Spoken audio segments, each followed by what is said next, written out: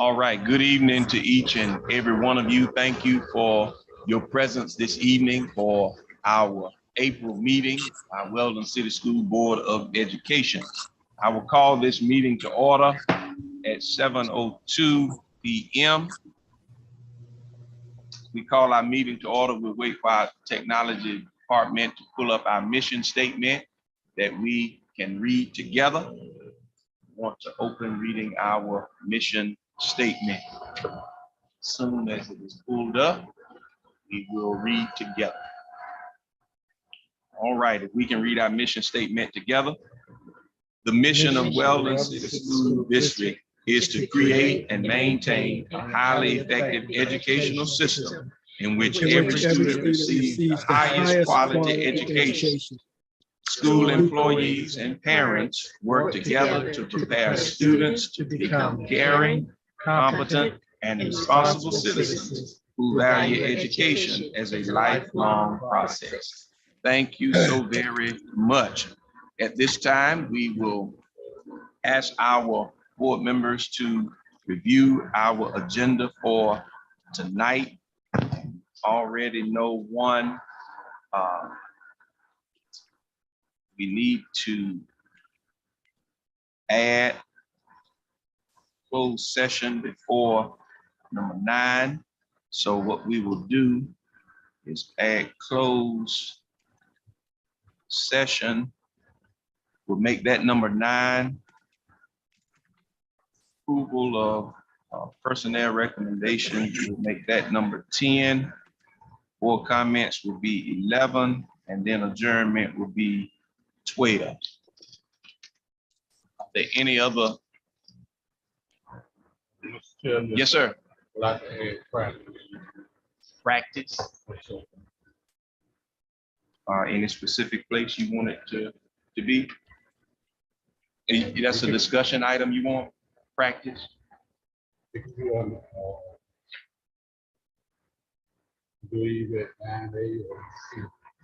Okay. All right. We'll make that, let's make that 10 AV. 10A practice. Okay. Oh, I guess practices is what we're talking about, right? Practice. Okay, PRACTIC. All right. Yes, sir. Anything else? Do you want to consider moving board comments before the second closed session? Reverend Sykes, to add. Hold on, Ms. Bird Robinson. What'd you say, Yes. Attorney Malone? I was just asking whether you wanted to consider moving board comments before the second closed session in case members of the public leave. Board, what do y'all feel about that? We can. Yes, that's fine. Okay, all right. Well, we'll make, and that means we got to go back and renumber. Let's make, we'll make board comments 8A. Let's do 8A, then we won't have to renumber. Perfect.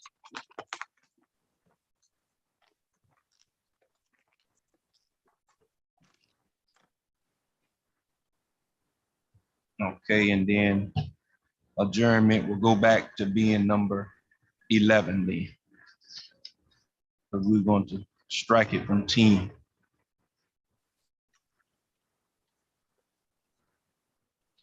All right, anything else? Ms. Bird Robinson, you Yes. were trying. Yes. Time clock. Time clock. Time clock.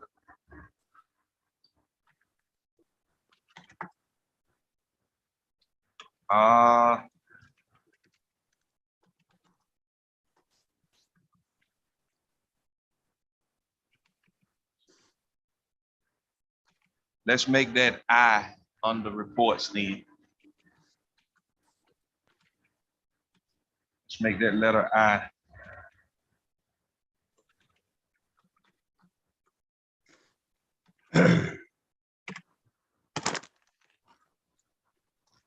And what is it? Is this for discussion or what?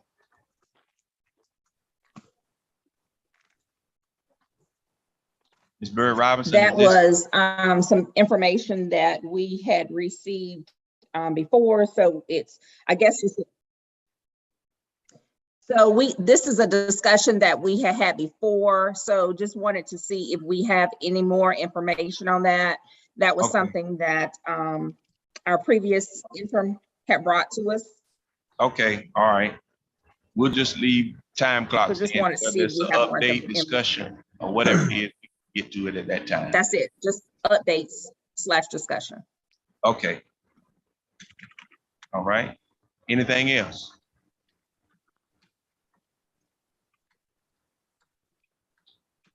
Okay, review it real quick. We have added letter I under reports, time clocks. We've added 8A, board comments.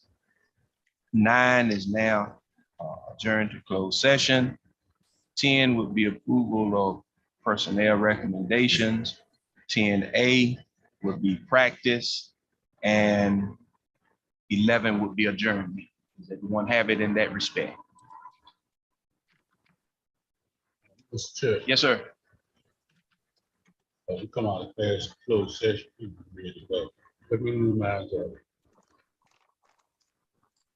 All right. we don't need out of closed session. Okay. You want to make that, If you want to, you can do 8B? it, you can do it, J. or you want to do it early? No, I'm just saying, don't want to do it at the end, but 8. Can we make it 8B? Yes, sir. All right, okay, all right.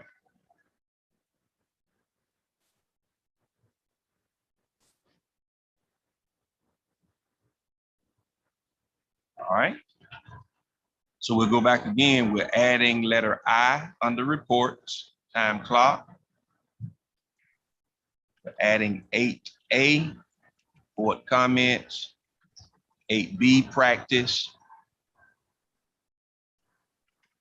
9 is closed session, adjourn to closed session.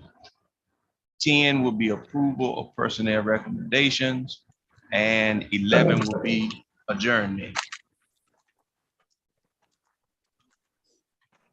Are we clear? All right. Yeah. Motion will be in order then to approve our agenda with the additions that have been made tonight.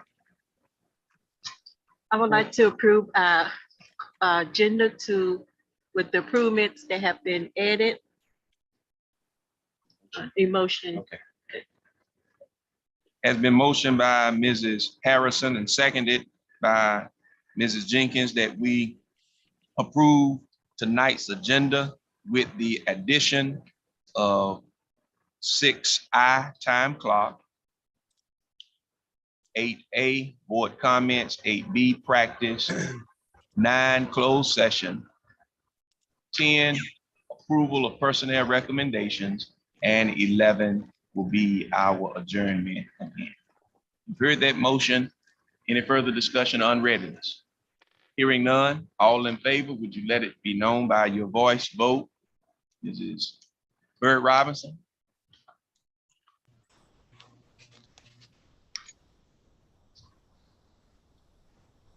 Mrs. Bird Robinson, Aye.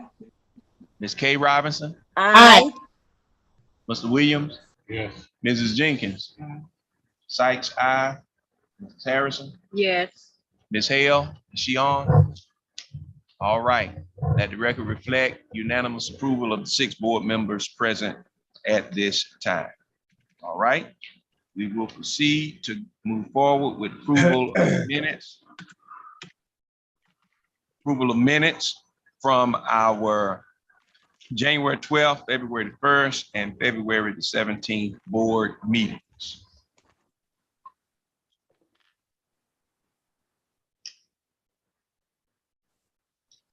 Motion is in order.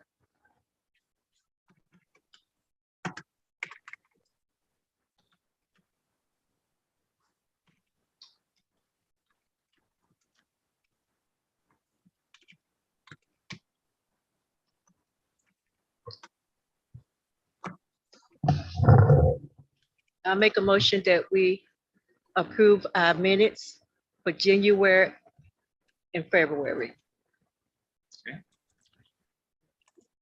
Motion has been made by Mrs.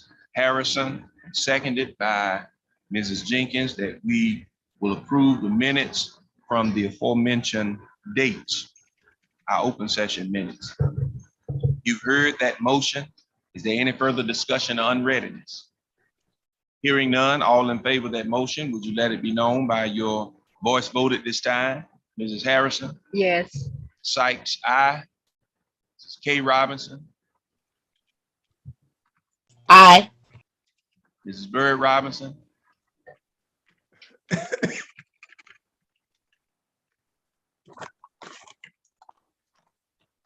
Mrs. Bird Robinson,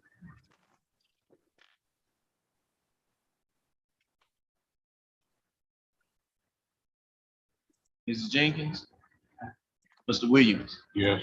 Mrs. Bird Robinson. Aye. Thank you. Is Hale still not on? All right, let the record reflect unanimous approval. 6 board members present for our open session meeting at this time. All right, let us go now with our recognitions and celebrations. Mrs. Terry Austin, you ready?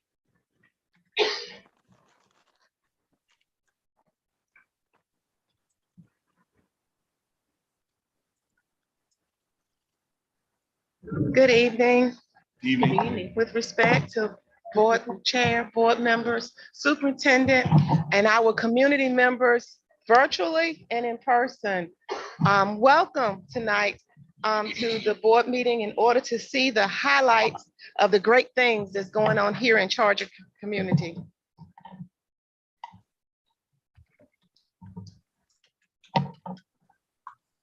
So as Mr. Williams pull it up, we're about to display recognitions of our student of the month, our employee of the month, our parent of the month, and all of those Charger basketball players this evening. All right, so starting with our student of the month, we would like to recognize, and the students are here, I ask that you come forward and stand here. And then as I call your name, that's okay. Come on, babe. Is this Miss Shamaya Williams? Miss Shamaya Williams, please step up.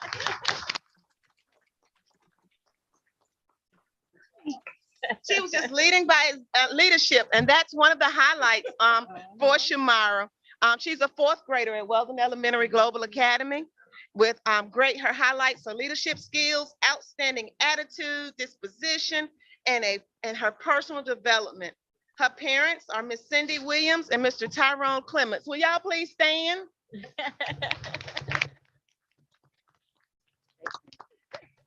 Next, we would like Miss Kamaya Massingberg. Kamaya, is she here this afternoon? Okay, if you see her in the community, she's a 7th grader at Weldon Middle School who has outstanding grades, an outstanding attitude and disposition, and exemplary character. She's the daughter of Jackie Ponton and Delvion Massenberg. So make sure you tell her you heard about her great achievement here this afternoon. Mrs. Austin, could we have our technology department prompt the young ladies whose name you just mentioned? There we go. There we want to go. see her picture There we online. go. Make Thank sure we you. see her. Thank you. She's running track? Okay, so she's on the track course. Okay, Thank you. let's give her another hand. She's still representing Weldon Middle School this evening. For Weldon STEM High School, we have a junior, Mr. Damarion Banks. Mr. Banks, are you here? He's also 11th grader with leadership, notable consideration towards others, exemplary character, and he's the son of Miss Lachira Banks and Daryl Shern. So again, we're gonna give him a hand, and when you see him in the community, make sure you recognize him. Now we have Micaiah Warren. Is Micaiah here? Yay! Micaiah's a 9th grader. Her highlights is personal development, notable consideration towards others as well, individual achievement, and her parents are Camilla Davis and Johnny Warren. Congratulations. So as our board chair or board member, designated board member and superintendent comes forward, we have gifts to present to the students. And once they get their gifts, then they will also, when they go home either tomorrow, then we're gonna hope for tomorrow, they will have signs in their yard to let the community know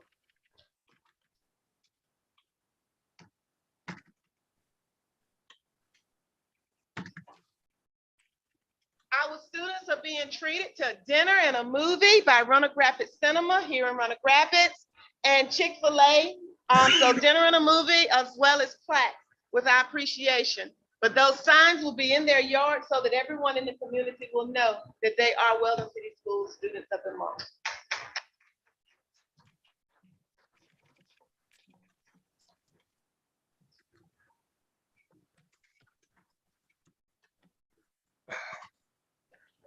All right, thank you. Now, that glue that makes it all come together. Do we have Mr. Tryon Hammy? Am I saying it correctly? Our parent of the month?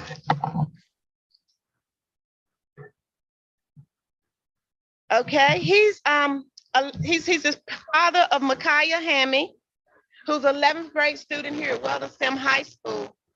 Strong advocate, supporter of all students and staff. He also in innovative ideas for student success and staff retention, and he volunteers as a mentor. So we'll make sure he gets the plaque as well as a sign in his yard to let his community know that he is also our parent of the month.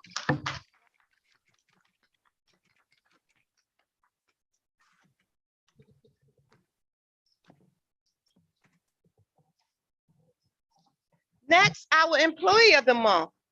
We have Miss Candace Hood Jones. Is Miss Hood Jones here this evening? Okay, Miss Jones is a teacher assistant at Weldon Elementary Global Academy. She's demonstrated a positive and welcoming attitude that fosters a positive learning environment at Weldon Elementary Global Academy. She's always willing to assist. She loves the students, as you can tell. She has been called to this work, and she has a very welcoming smile. So Ms. Hood will receive an Employee of the Month plaque, a sign in her yard, and a gift certificate from Weldon City Schools. Thank you.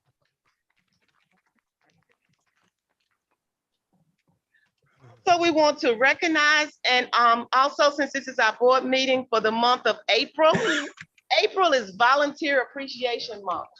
So we want to just kind of go out and shout out some of the names of the individuals that are volunteering within our district. But of course, our office will be reaching out to these individuals specially.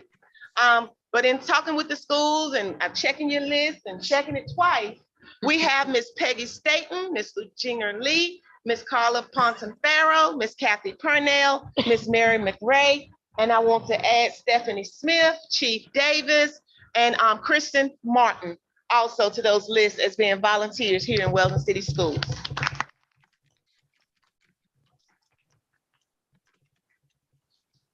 Congratulations to our JV girls and boys varsity basketball team. They had a great season. So at this time, we would like to recognize them. We have certificates for them. Is one of the coaches here? There we go. There we go. Here go the coaches.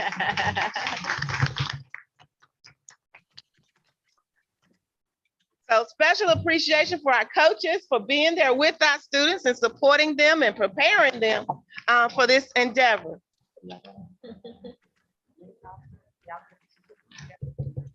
Okay, so we have certificates. So maybe and we'll do the JV first. So we have Weldon STEM High School or Weldon Chargers basketball team. JV, Mr. Jamari Artist, come on down. Kayshawn Beaver.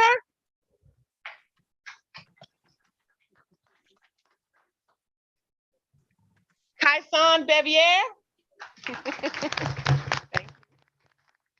Detron Burgess. You can't tell me that.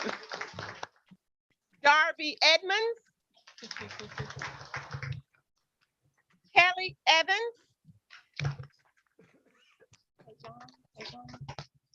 Tejon Hunter.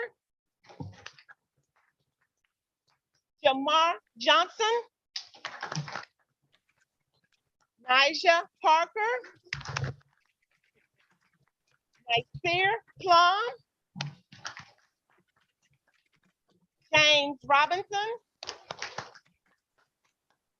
Charlie Sutton. Jamari Thomas. And Dakari Tyson.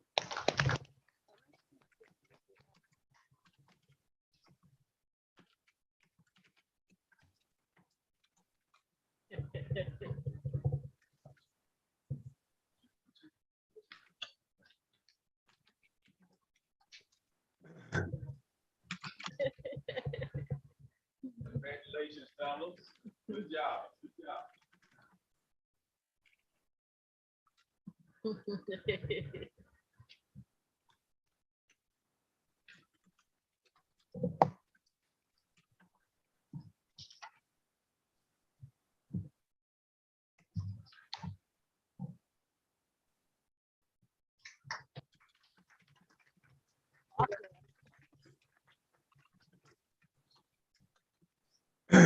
Now to the girls. We have, is it Elena? Elena Avent. Shayla Boone. Adriana Britt. Right. Akira Gray. Jada Hines. Caitlin Johnson. Janaya Knight. Samara McGee. Brianna Moody. Izuri Reed. Shayana Richardson. Tanaya Robinson.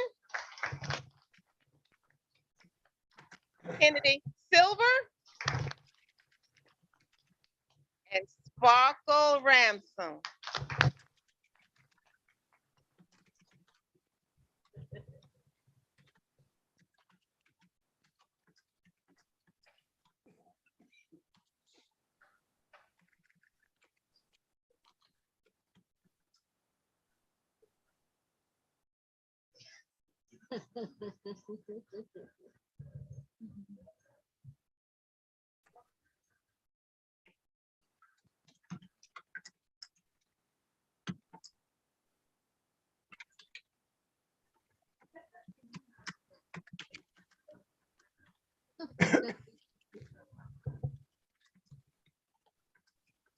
Again, let's give them a big hand.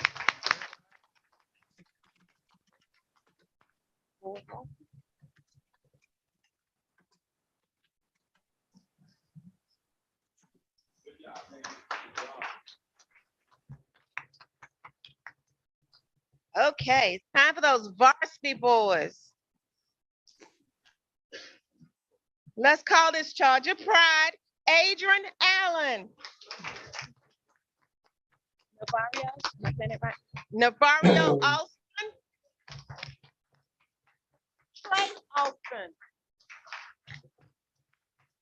Adam Folhan. Adam Folhan. Tony Garner. Javante Holly. Kashi Jones. Antonio McGee.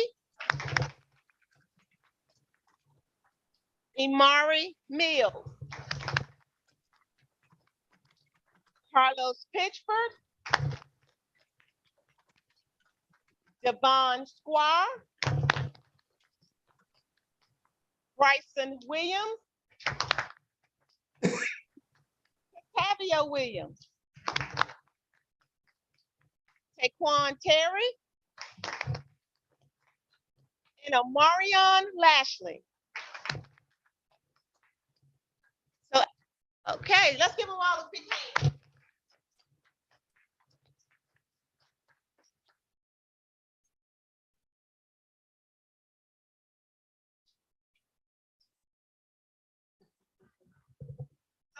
On that photo, I also would like for the parents of the students that are here this evening, if you're a parent of one of these athletes, girls, JV, boys, please stand. Thank you so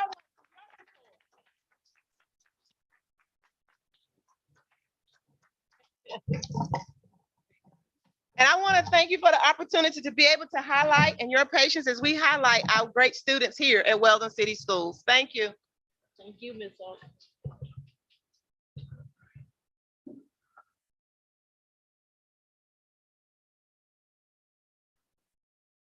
Thank you to our athletic director, Coach Lynch, and all of the coaches that aided and assisted our student athletes as they kept their grades up and participated in sports in our district. Thank you again for your assistance, Mrs. Austin, as well. Are there any other recognition and celebrations? All right, we're moving right on with our reports. Dr. Sawyer at this time.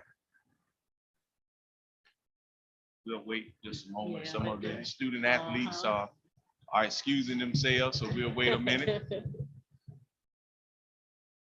I guess they said they came and they received what they came for. Yeah.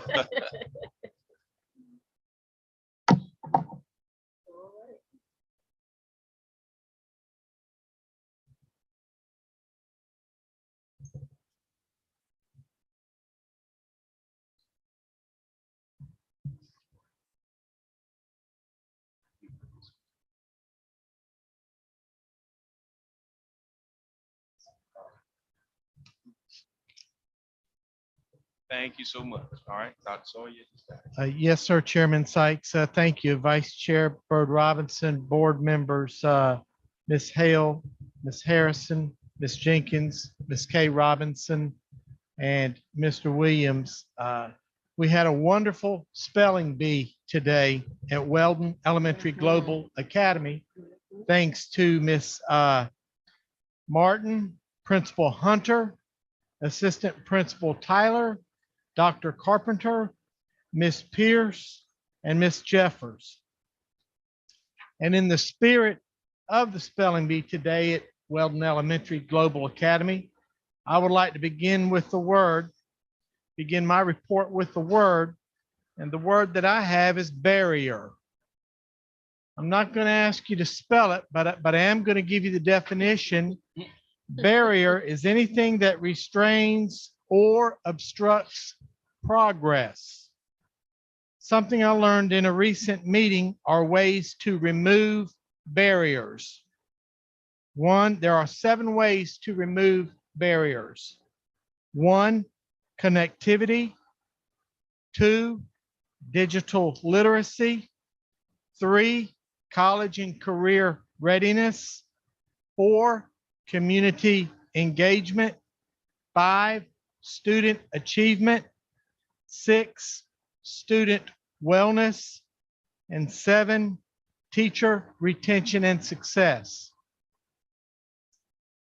We will be identifying accomplishments at each school and each department in the coming weeks. We will identify remaining goals for the balance of the 21-22 academic year. And we will identify aspirations and goals for 22-23 academic year, 2022-2023 academic year. It is imperative that we know where we've been, where we are, and where we are going. I will be working closely through principals and central office staff to meet with SIT teams and faculties about their vision and our progress in the future. Thank you. That concludes my report for this evening.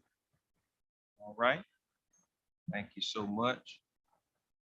Let me begin my report tonight.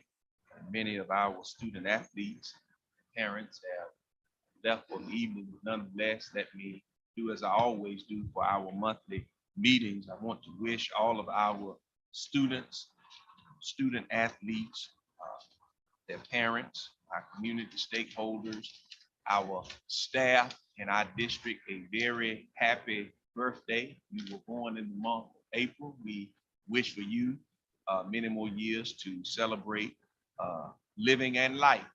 So we say to you, happy birthday.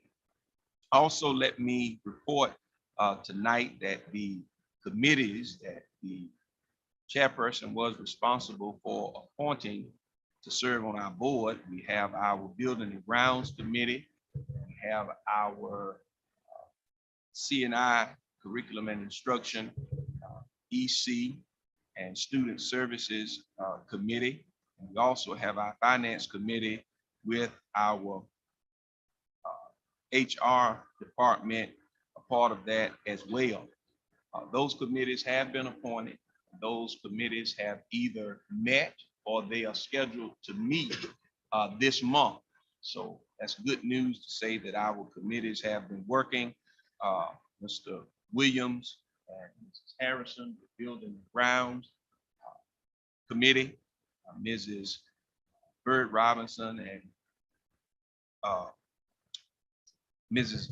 Tiffany Hale with our Curriculum Instruction, Student Services, and EC Committee. They are scheduled to meet this week, I believe, and also our Finance and HR Committee. We had a meeting as well. And of course, Building the Ground, Ms. Williams, Ms. Harrison, and C&I and other part to go with that, Mrs. Bird Robinson and Ms. Hale, and Finance and HR, Ms. Kay Robinson and Ms. Jenkins are on that committee as well. And thank the committees for the meetings that they have had and the committee meetings that they will have. But I just wanted to share with us that the committees that were appointed, they are meeting, they are functioning committees. And so those departments that are affected as a result of those committees, of course, the committee chairpersons, as we move forward, when we need to have those meetings, we will be doing so as well. Chairperson has the flexibility of serving ex officio on all of those committees. So if I make them, I make them. If I don't, I'll get the report when the reports are given. That's the only thing I can say, because we don't want to hold up progress. We can adjust schedules, we do it, but if it is beyond our control, we do know that business must still go on. So let me thank the committees for their meeting, or if they are scheduled to meet this week, last committee is scheduled to meet this week. So we are grateful for you meeting on those committees, and we look forward to more work that has to be done as a result of our functioning committees. Thank you so very, very much for listening to us in that regard. All right, we're going to move on this evening with our Building and Grounds Committee report. Mr. Williams is the chair, and he'll give us some highlights from that committee this evening, and then we'll go into the updates that will fall up on that. Okay. Thank you, Mr. Sykes. Yes, sir. Good evening, everyone. Ms. Harrison, I know the Superintendent Sawyer and we met on March the 29th, 2022 at 2:00. And we started our facilities or building and ground. We didn't reach back into the past. We felt that we should start a new board. Excuse me. So And Mr. Turner, if I have, we had the meeting on the 29th. If he has some update, he'll let us know when he comes up. Okay. We had rekeyed central office. That was due to be done by May 19th. Replace bugs with LED. That was supposed to be completed by April 7th. The exit light bulbs at the central service, that was completed. Grade and fill holes at central service, that was due to be finished May 19th. Clean warehouse, that was due to be completed by April 8th. And that's the warehouse at central service. Water shields for Weldon Middle School or WEGA in central service was due to be completed at May 15th. Replace ceiling tiles throughout the district was to be completed by June 30th. Replace broken blinds at central service, that is completed. Install hot water at central service, that is to be completed by June 30th. Much for the playground and pre-K, that is to be completed by April 20th. And repair latest restroom at WEGA, that is completed. Those are the things that we reached back into in our meeting. We discussed some other things that I want to bring up. And when we talked about signage for Ralph J. Bunch High School, which was located on West First Street in Weldon, the high school, the elementary school, and the middle school, gymnasium, and all the facilities were there. So we was talking about, and also Halifax Training School. So we was talking about getting some type of landmark that could be permanent placed there. We also talked about Andrew Jackson property, and we know there's a lot of sentimental value for Andrew Jackson. I have some sentimental value there because when I first came to Weldon, that's the first place I worked. Andrew Jackson was a great community school. School pretty much ran its own. Mr. Eli Brayson was the principal. But we looked at it now, and it has caught fire a couple times. It's in bad shape. Really, it's an eyesore for the community. We know there's some interest has been expressed in purchasing that land. And when we looked at it, if we required the people that were to purchase the Andrew Jackson property, perhaps they could do some type of historical marker permanent that could be set aside and say that it was Andrew Jackson Elementary School and that the land was purchased from Weldon City School. This would eliminate Weldon having to maintain the property as best it could and cutting the grass. If we did not sell it, then we would have to update and keep the grass cut and all those things. And also we would have to look at if we were to take on the task of removing that facility, then we're going to look at asbestos costs, hauling away costs, and whatnot. And that's going to be a tremendous cost. And not only that, the property and the condition is now, for the residents that live right across the street, it's been an eyesore. It's been an eyesore for many years. And if someone took that property, they could maintain it. And it'd just be a better fit for the community. So that's something we need to discuss and come to grips with. We know it has been some interest, but if we don't sell it, then more than likely through some type of legislation act, they're going to take the property, which means they won't have to put any kind of signage there and no recognition for Weldon. So our thoughts are we get what we can get out of our historical landmark marketplace there, so that it will always be there. And also with the understanding that whoever purchased it, there cannot be a charter school, private school, or a school of any type built on their property for students to attend, because that would be a conflict with Weldon City School. And we would put that in the agreement. The next thing we talked about and this is old business, is the roof at the elementary school in two parts. We had a first part and a second part, and we had three contractors to give us a price, and I'm gonna let Mr. Turner. I don't know. I should have said that at first. But we're gonna let Mr. Turner come up and give us some price, and we also had a recommendation. So that concludes my report. Ms. Harrison, did I leave out anything? No, sir, I think you got a couple. Okay, you'll call me later, Tim, all right? Okay, thank you. So at this time, I'll turn it over to Mr. Turner. All right, if we just hold 1 second, Mr. Turner. Thank you for your report, Mr. Williams. Are there any board members that have any question concerning the committee meeting? Just want to get that real quick. If there any questions or comments of Mr. Williams that anybody would like to share before we hear from Mr. Turner?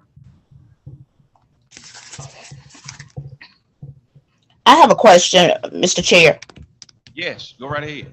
I have a question regarding the Andrew Jackson school building in Halifax. And I thought we had already made a decision and voted on September 25th of 2021 that we would not move forward in selling that. And I think that it should have come to our board before it went out into the public of a recommendation that we're going to be selling that property when the board has not voted to do that. The last vote that took place in September of 2021 was that we were not going to sell that property. So I think we should make that clarified in the minutes. And we will duly note that, Ms. K. Robinson. I didn't receive it as, that was something that we would do. That was just a discussion from the meeting, and Mr. Williams will give us further clarity on that from that meeting. Yes, during my conversation, at the beginning of my conversation, when I began talking about the site, I said there were options that could be considered. I didn't say it was being enforced to sell, but an option, which means we have an option to hang on to it, or we have an option to sell it. There was just an option. Nothing was done without the prior approval of the board. Any other questions? Did that give clarity, Ms. K. Robinson? Are there other questions? Not at this time. I'm sure there will be others at another time. Okay, if I can, I will answer at that time. All right. Most definitely. Thank you.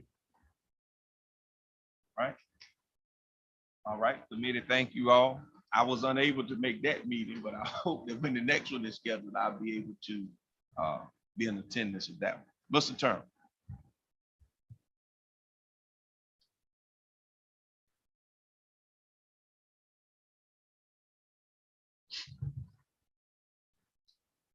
Good evening, everyone. Evening. First thing, we've been working on some projects around all 3 locations. The first one was the middle school. Second was elementary. We've been putting in the fountains and the cup fillers. We actually got 30 of them installed. We've actually finished the middle school and the elementary. We're gonna start here tomorrow for us getting cup fillers here done. And I got quotes on those things to actually have them installed by somebody else. It was like $1,400 per cooler. So we actually done 30 of them at a house of a savings to the district of $42,000. I just thought y'all might want to understand what we were doing with those. But we actually had to actually cut holes in the walls, change the wiring, change the plumbing, change the drops. It just took a little while, but we got them done. They look really nice. So y'all might get a chance, you might want to look at them. Hopefully we'll start here tomorrow on the ones for actually at the high school. Another project, y'all talking about the roof projects. We actually took 2 more bids on the roof for the elementary. I've got a BM and a Baker roofing. If y'all look in y'all's packet, the B&M folks look like they're gonna be the best ones as far as to go into the district to get the roof done. They're kind of in between the 2 we were talking about originally. And they actually do us a good job because they're the ones actually doing our gym through the project of our architects when they do the gym. So I got them come give us some price too, and they were pretty reasonable for us what we're gonna try to get done. And they had drawings showing what needed to be done, how it needed to be done, what ply they were gonna use, what sections, what each section is gonna cost. and the size of the section, so you gotta tell what each section actually was. And I would like for y'all to pick either Baker or B&M, depends what y'all decide to go with, but we definitely need to get the roof sections done over that, because it's leaking very, very bad now. So I'd like to get that done and get all the ceiling tiles changed. And we got a couple of projects like far as lighting, we'd like to try to get done too. And we'll talk to y'all at the next board meeting about that, but hopefully we can get the roof done now. So any questions dealing with that? Mr. Chair, I have a question. Yes, go right ahead, Ms. Robbins. Mr. Turner, I did see that we had an additional quote from Todd Roofing as well, and that quote has increased. So did you receive a new quote, or is that can't be the same quote? No, man, it's a new quote. And what it is, it's a whole nother mid section in the middle that he actually left out originally that should have been figured in. So I made him redo the whole quote on the whole 9 job for the whole job. So it's actually, it's 3 sections, but what they, B&M and Baker's done is actually had 3 and 4, I mean, 2 and 3 put together as one to give you that one rooftop as far as being that one, so of being 2. So Todd's done the same thing, but I just feel like we might need to go to another direction. Some of the problems he left out originally, and that should have been in the drawings. He should have showed us what size they were and what part we were dealing with when he actually drew it out, but he gave us no drawing. So I feel like we need. Mr. Turner, I thought it was said in our last meeting on March 17th that we were going to move away from Todd and we did not want another bid from them. Am I incorrect in that? It should be reflected in the minutes. I'm not sure, but what I done was I just made sure that he had what he needed to. I didn't want to not tell him what was going on as far as what needed to be done. So I basically told him that he needed to rebid the job if we had to get it done. So And Ms. K. Robinson, we had conversations concerning that, but we also said that we wanted some more quotes. So we do have some other quotes, and I'm not arguing the point that you're making. I'm just saying that I think we really won't, if it is the board's pleasure, we really won't have to worry about that specific quote anyway. We can just, look at one of the other 2 that we may want to go with. I understand. I'm just saying once we say one thing, we need to follow those instructions and directions. All right. yes, ma'am. Duly noted. But I'm gonna get to it in just a second. You have anything else you want to add, Mr. Turner? Just if you look at what I sent in that packet, it should be for explaining to what they're going to try to get done for us. And hopefully they'll do it. And it's got the same warranty too, it's 10 years. And hopefully they'll do us a good job. I do have one question real quick. I can get back to this. I saw that I think Baker's Roofing has been in business since 1915. Yes, sir. That's a long time. I didn't see how long the BM Roofing had been an established roof. I was looking for that. I'm not mistaken, but I think they've been in for almost 20 years. But I can find that to verify to make sure y'all know how many years they actually been in business. And I only stress that. I heard you say recommendation that you would have would be BM. But I also remember, since being on the board, that when we got roofs repaired before, Right. it was like fly by night, and Yes. it wasn't anybody that had been in business a long period of time, and then what they would do is shut that business down and start another business Yes, sir. in a different name, and then that voided the warranty. Yes, And sir. I was just looking at the benefit. I think of Baker, that's been a reputable roofer for well over 100 years. They are the second largest roofer in North Carolina. So, That was just my comment. I would think, it would be more advantageous for us as a district to go with somebody that's been in business, 100 years. To me, at this juncture, they're less likely. I know it's, $6,000 or $7,000 more, but in my opinion, they're less likely to go out of business. They're not. That's true, sir.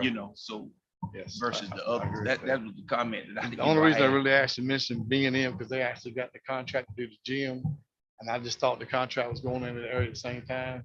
That we'd have somewhere to fall back to if something did go wrong, because our architects is actually the one, when they took the bids, Sure. they're the ones that got the bid for that. That's the only reason I actually put him above Baker Roofing, because I can't argue with that figure. Baker Roofing has been a long, long time.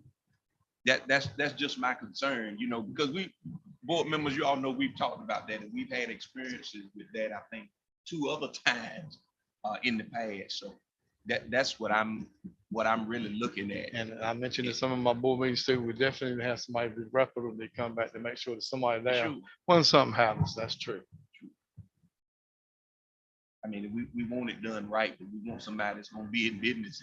I mean, 107 Yes, sir. years versus Yes, 20 sir. years, that's still A big an difference. enormous amount of difference Yes, in sir. time. It is. So, and I guess, I mean, that's my point. I would, I think I would prefer Bakers because of that stance of longevity that they've been in business doing that. And I know we need to make a decision, and I'm hoping that we will make a decision in this meeting and not put our elementary school roof off to the meeting next month. I think we need to go ahead on and see if we can't get the ball rolling on that. And especially with the additional section that has been identified.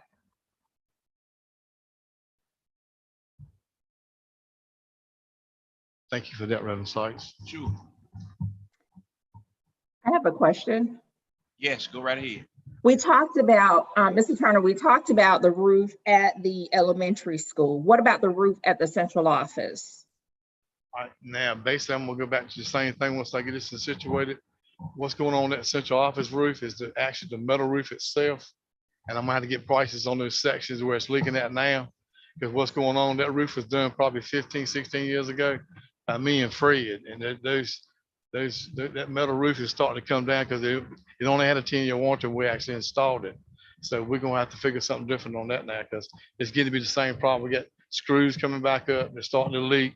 So yeah, we're gonna have to get prices on doing those sections. Now, we've done the flat section in the back where the finance officer stuff used, but that's fixed. But as far as the other section, that's the actual metal roof.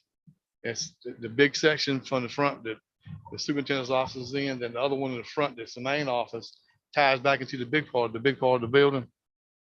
So we're going to figure doing both those sections. So yes, ma'am, we need to get a price on those too. Okay, so, Previous, go ahead.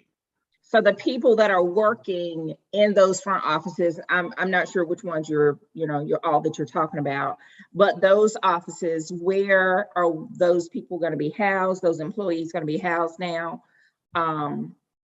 If you're saying that the roof is messed up on their the front Basically, part of it. the problem we have with that section is the hard blowing rain. I've got 2 offices that actually blows against the flashing, but we done some stuff that a couple of days ago, just temporary. But that it only happens when it's a hard blowing rain, because it blows against the flashing and goes behind it. And we can still get somebody to come in and do something temporary to fix it till we actually get the overall roof fixed. It's not the whole building. It's 4 different rooms that we're having issues. It's the only time when the wind is blowing. So basically it's not leaking all the time. So you're saying that it's only 4 rooms, and you said you and Fred did something before. Is it something that maintenance can do now to, do a temporary thing until that can be done? Because we certainly don't want our employees working in an environment like that. I mean, because the possibility of mold or anything. Yes, ma'am. We can go back and try to ash all the screws, go back and try to put some kind of corking on them, and the flashing in the piece. I'm talking about there's 2 rooms. Try to cork that piece of flashing or bend a new piece of flashing for it. How long have we known this has been messed up in those offices? Is this something new? Which is just been occurring in probably in the last 4 or 5 months, maybe a year at the most. And like I said, it only does it's a hard blowing rain in those rooms that actually does that. So we've been aware that we've had employees working in a situation like that for a year, and we haven't done anything about it from the maintenance department. Well, those sections right there, before we did all this in the other section, they done the flat roof. I had the same company go up there and actually cork those screws, and they didn't see to solve the problem. So, and we got documentation of that if you want to see it. No, I just want the situation taken care of because that's not, conducive to an environment for our employees to work in. Yes, ma'am. But I agree with that. that's a problem if, you've known a year and we haven't taken care of that. No, now I've known in a year, but I've actually had the company go up there and seal those screws, but it's not solved the problem. We're gonna have to go to the next phase. Another issue is I figured where the money was gonna come from, the budgets. And now I see that we got some places in place, maybe where I can go that direction to get that done. Mr. Chair, Yes. I just like to let Mr. Turner know there's plenty of capital outlay money that was discussed during our finance committee meeting, and for him to use, we haven't used much at all this year. So I know we could use part of that that capital outlay money, and we shouldn't have started painting prior to making sure that the roof was fixed, because now we have painted offices that are now messed up again, and that's paying double money. So we're wasting money going in and painting, and then it's still raining in the roof. So we need to not put the cart before the horse. Excuse me, we've only had one room that saw it messed the paint up. And that's the very first room you come in the front door. And that's the one where the blowing rain causes that problem. And we went in and done some temporary plaster on the walls to stop that again. But we'll make sure this problem is fixed. If somebody find out if we got capital outlay money, we'll sure use it. No, Miss Martin's office is she's had to move out of her office. She has brown stuff running down the wall in her office. So it's not just the front office, it's her office as well. Miss Chrissy Martin. You sound when you come in the front door, the first office to your right. I just know it's one of our offices that has brown stuff coming down, and we do not want our employees having to work in those type of conditions. It's not safe for them.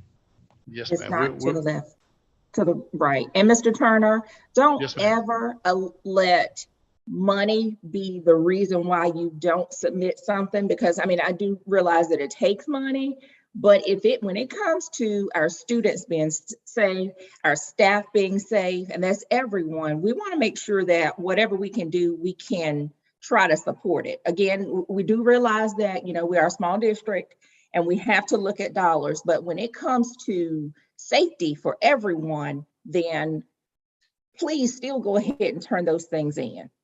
Yes, ma'am. I most certainly will. Because we don't want to risk the health of anyone. I totally agree with that. Mr. Turner, I think I have one final question. Okay. Is the roof at the central office under warranty or not? Not the section we done 15 years ago. No, sir. So that front section, that's not under warranty No, at all? no. Now the section they done on the back finance is with that membrane. Yes, it's a 10-year warranty on the flat section. Okay. But I'm speaking more specifically to what you talked about the front, because it was my understanding. I thought that's what you said to us when we were here, I think last month, the month before last, that was under warranty. And that you saying, No, I guess you were talking about the other flat, part, the front part is not under warranty. No, Okay, all right. It was my understanding that it was under warranty. no. Okay. All right. That was done when I first come to work here almost 20 years ago. Okay. All right. Any other questions? To the Building and Grounds Committee, I have one thing that I want to throw at you before we actually take this motion on this. Let me rephrase. One thing I want to share with you, not literally throw at you, but a conversation piece, because it was brought to my attention, and some employees at the high school where we are now actually shared this with me about the flagpole. I mentioned what I'm going to share with you all tonight. We needed to get some painting or whatever needs to be done with the flagpole and put the American flag and the state flag up there. And we kind of bounced this around a little bit because we were talking about spending the capital outlay in our finance committee meeting on Thursday of last week, that we create a Weldon City Schools flag and, put a lightning bolt through it and write charges under the bottom. So that flag would actually fly on the flagpole, underneath the American flag, the state flag, and then it would be that flag. And if we could make sure that, we incorporated blue and gold as our color, so we don't have to worry about this color scheme, blue with gold writing or white and gold writing, however we do it. that we would work towards doing that, and also get an area around the flagpole so we can put some mulch there. And for our students that are here at the high school may be interested in horticulture or agriculture, things of that nature, that would give them a incentive, if they got a green thumb, so we can put some shrubbery, some nice flowers out there, in that respect. So certainly hope that we can look forward to that, and not only here at the high school, but the flagpole at the elementary school and the middle school as well. If we can look at doing the same thing, just for beautification, upkeep in that respect. So I wanted to share that with you, because we kind of hinted on that when we got the outlay money in our finance committee meeting. So just wanted to share that with you all as well, if we could get that taken care of. Now, did you want to actually change the flagpole here? Because we changed the ones at the elementary, we put those in. I mean, if it requires changing the To flag, me, paint that's- may not do it. Because the flagpole out there, just a metal pole, they had welded together. And we would aluminum poles for the well in elementary, you see how much that's a big difference. So, Right. Well, and they I'm come out just, of a company, I think Kitty ordered those flagpoles for us when we did that. okay. Now, we done those areas right there on both sides of that building right there, as far as the area you see landscape, me and Chris done that. So we know what another pole and take that one down and put another one back up. Well, I mean, if And I that's agree, going it to needs- add to the beautification, Yes. that's something that we need to get taken care of. And board members, if we have a work session or something, we can actually kind of look at some designs, that we would probably like to do to have a Wellington City Schools flag. We could do that, but I just wanted to share it with the committee, because the finance committee actually talked about that, as far as the money was concerned. So, just wanted to kick that around for a moment. All right. Mr. Chair, Yes, sir. I think, just a suggestion that, perhaps we could have students to have a contest and they design a flag, Sure. and we may could select. I know, with the school seal, Mhm. a student did that way back 30 years, 30, 40 years ago. Right. So that might be a thing you could have a contest. Sounds like a plan to me. And we would, yeah, that'll be good. Get the students at the high school to design that. And I say the high school specifically because we can't, not excluding RBAC, but HCC's property, that's not our property. So we can't just go out there and, put a flagpole. We got to go through getting permission, things of that nature like that. So, and now if we reach out to HCC and they permit us, to fly the school flag out there, then hey, I would say, we include both, but until we find that out, we know that's not our property. So, but yeah, that's a good idea. 'Cause, I mean, the board is gonna make the final approval of what the flag look like anyway, but yeah. Let Let's me do do it. it at each school. Yeah. I like that. So we'll, try to proceed as far as that is concerned, the flag, but of course, other flags, we already have that. So, well, we will have them if we need to get new ones. We'll go from there. But I guess back to the school now, which one of these companies are we going to go with as far as the roof repair?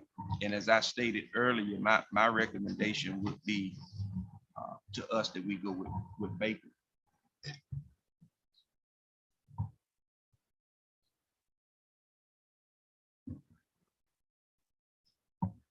Just looking at how long they've been in business, I don't think that'd be something we question later on. I can argue with that.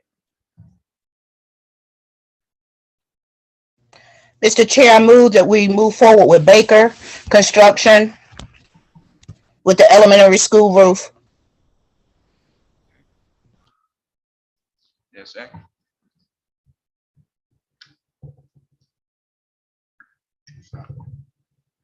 Motion has been moved by Ms. Kay Robinson and seconded by Mr.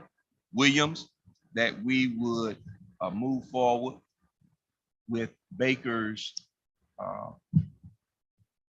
roofing to install the roofs at our elementary school, and that consists of section 1 and section 2 and 3. for a total cost of $121,948. Sure. Yes, sir. Yeah, for bakers, they have contingency fund. They're saying that price may go up, is the cost of material, and when we come to make a final decision. They had, with section 1, a contingency material fund ranged from $2,923 to $5,846. Right. And also for section 2 and 3, a contingency fund of $2,072 and to $4,144. So even though we had that total that for those two could be high, when we did have material. And let me just ask real quick to your point, Mr. Williams, when did they submit this bid? 4/11. So we have what, approximately about roughly 30 days, 10 days. Okay. Inflation more. All right. Well, hopefully, to your point, Mr. Williams, and we'll get back to the motion. Let's say if you would accept this, Ms. K. Robinson, with your motion, and if you would accept this, Mr. Williams, second, the approximate number of 121, then we'll be safe. And hopefully we'll prove tonight, then they need to be contacted tomorrow to let them know, so we won't continue that. It came Monday. Yes. I accept. All right, you accept that? Okay. All right, so the motion is that we will move forward with Baker's Roofing at the approximated cost of $121,948 to complete the roofs at our elementary school sections 1, 2, and 3 that have been shared with us in our packet. You've heard that motion. Any further discussion on unreadiness? I've got a question, if that's okay. Yes. So within the statute, you're technically supposed to award to the lowest responsive and responsible bidder. That does not necessarily mean the lowest number, but given that this is not the lowest number, I think it would be great if the motion could include language to state that the board concludes that Baker presented the lowest responsive and responsible bidder. I think you can piggyback on the language that you just used, primarily given their years of experience and their reputation in the community or in the state for doing good work, good, reliable work. Because otherwise, you are supposed to do the low number, but but that does mean lowest responsive and responsible. So I think that here what you guys are effectively saying is that these other bidders are not responsible, and Todd's Roofing may not even be responsive. But yeah, I think that would be a much cleaner motion under these facts. I accept. Sweet, you good. All right. So I'm not going to repeat all of that language that you just said, Attorney Malone, but you all get my drift. You get the drift of the motion. Absolutely, and I'll work with the person preparing the minutes to clean it up if we need to. All right. Thank you. Back to the previous question. You heard the motion. Any further discussion on unreadiness? Hearing none, all in favor, would you let it be known by your voice vote? O.D. Sykes, aye. Mrs. Harrison? Yes. Ms. K. Robinson? Aye. Ms. Bird Robinson? Aye. Mrs. Jenkins? Mr. Williams? Yes. All right. Is Ms. Hale on? Aye. All right. Welcome, Ms. Hale. Glad you were able to get on. All right. We got all 7 now. All right. Let the record reflect unanimous approval, and we will move forward. Please make sure that you all communicate with Baker's tomorrow. Yeah. Please make sure you do that. Please. And thank y'all for that. Reverend Sykes, Yes. And also, will Mr. Turner be contacting them for the one at the central office as well, the roof? Yes, ma'am. Well, they're gonna bid that out. I mean, we'll get Okay. quotes like we did the last time, and I guess they can be someone that will, you know, be considered as well to, you know, submit a bid. Okay. And Mr. Turner, see, can they start like yesterday? With that roof? You know, I feel about that. I agree. All right, Also, I Thank have you. another question for Mr. Turner. okay. Yes, ma'am. Mr. Turner, the fumes that were in the central office, where are we with those? Getting that cleared up? The what now? The fumes.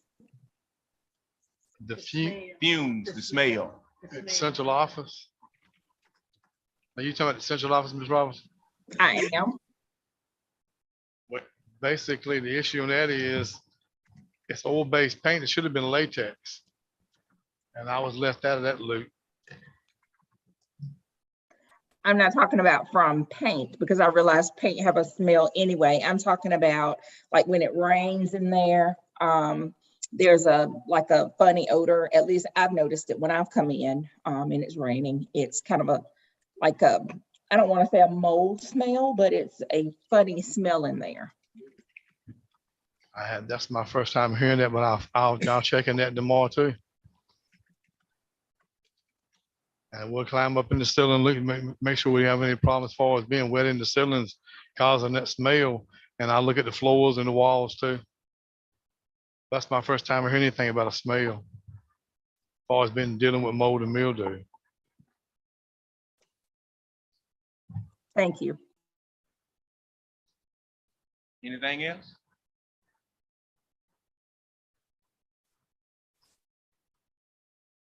All right, thank you so much. Thank Appreciate y'all. it. Thank you too. All right, Thank you, Mr. Turner. moving on.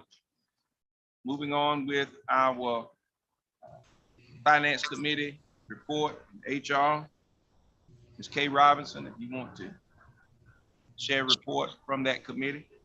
Yes, sir. Greetings, everyone. Weldon City Schools. I'm proud to present you the Finance Committee and HR report. We met on April 7th, 2022. There were 9 members present. And the highlights from that meeting, principals and department heads, you should have funds and monies and requests in your email for funds that can be expended between now and June. Please pay close attention to those deadlines. There are funds out there that must be spent. So all teachers should have funds that they can expend. All principals should have funds. All department heads, please follow your chain of command and follow all deadlines. And that will be coming from federal programs, Ms. Austin. If you have any questions, please see Ms. Austin. Also, the highlight, we have some new funds from the state of North Carolina, such as a supplement in the form of a supplement, and it's PRC 071. It has to be expended by June 30th. And there was a detailed discussion on that. You will receive your bonuses from the ESSER funds on May 13th. You will receive that supplement in the amount of $1,600 on May 31st. Your June paycheck will come out for payday on June 24th. Please keep those dates in mind. And if you have questions, please feel free to contact our finance office.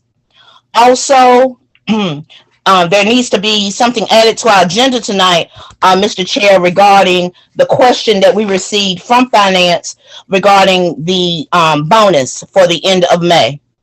Please make sure we get that answered for finance tonight. We have restart funds that are available, and we are going to have a spectacular summer program that Dr. Carpenter, I'm sure, is going to tell you more about. But please, if she asks you to do something, please be willing to do that. We're trying to increase your hourly pay. So if you're interested in participating in our summer program, summer school, summer enrichment, please volunteer your time and come out and work with Weldon City Schools. It looks like it's going to be a great experience for all. the COVID grant will be covered for the summer, so we expect that to happen as well. We're going to use some other funds for COVID instead of using the COVID grant. We have some other funds for that, so we don't have to touch the COVID grant for the summer, and we will have that work year round for this year, and we're excited about that as well. And the last thing, board members, Ms. Wall did a great presentation for us, for the committee members, with our PRCs. And we have made a request to her, and she offered graciously that she will provide a monthly PRC state report to us so we can see how money is being spent and we can make more knowledgeable decisions during our meetings, so we'll know how we're spending along the way. So I want to thank everyone who came out for the Finance Committee and the HR Committee meeting on April 7th, and we look forward to meeting in May. Thank you, Mr. Chairman.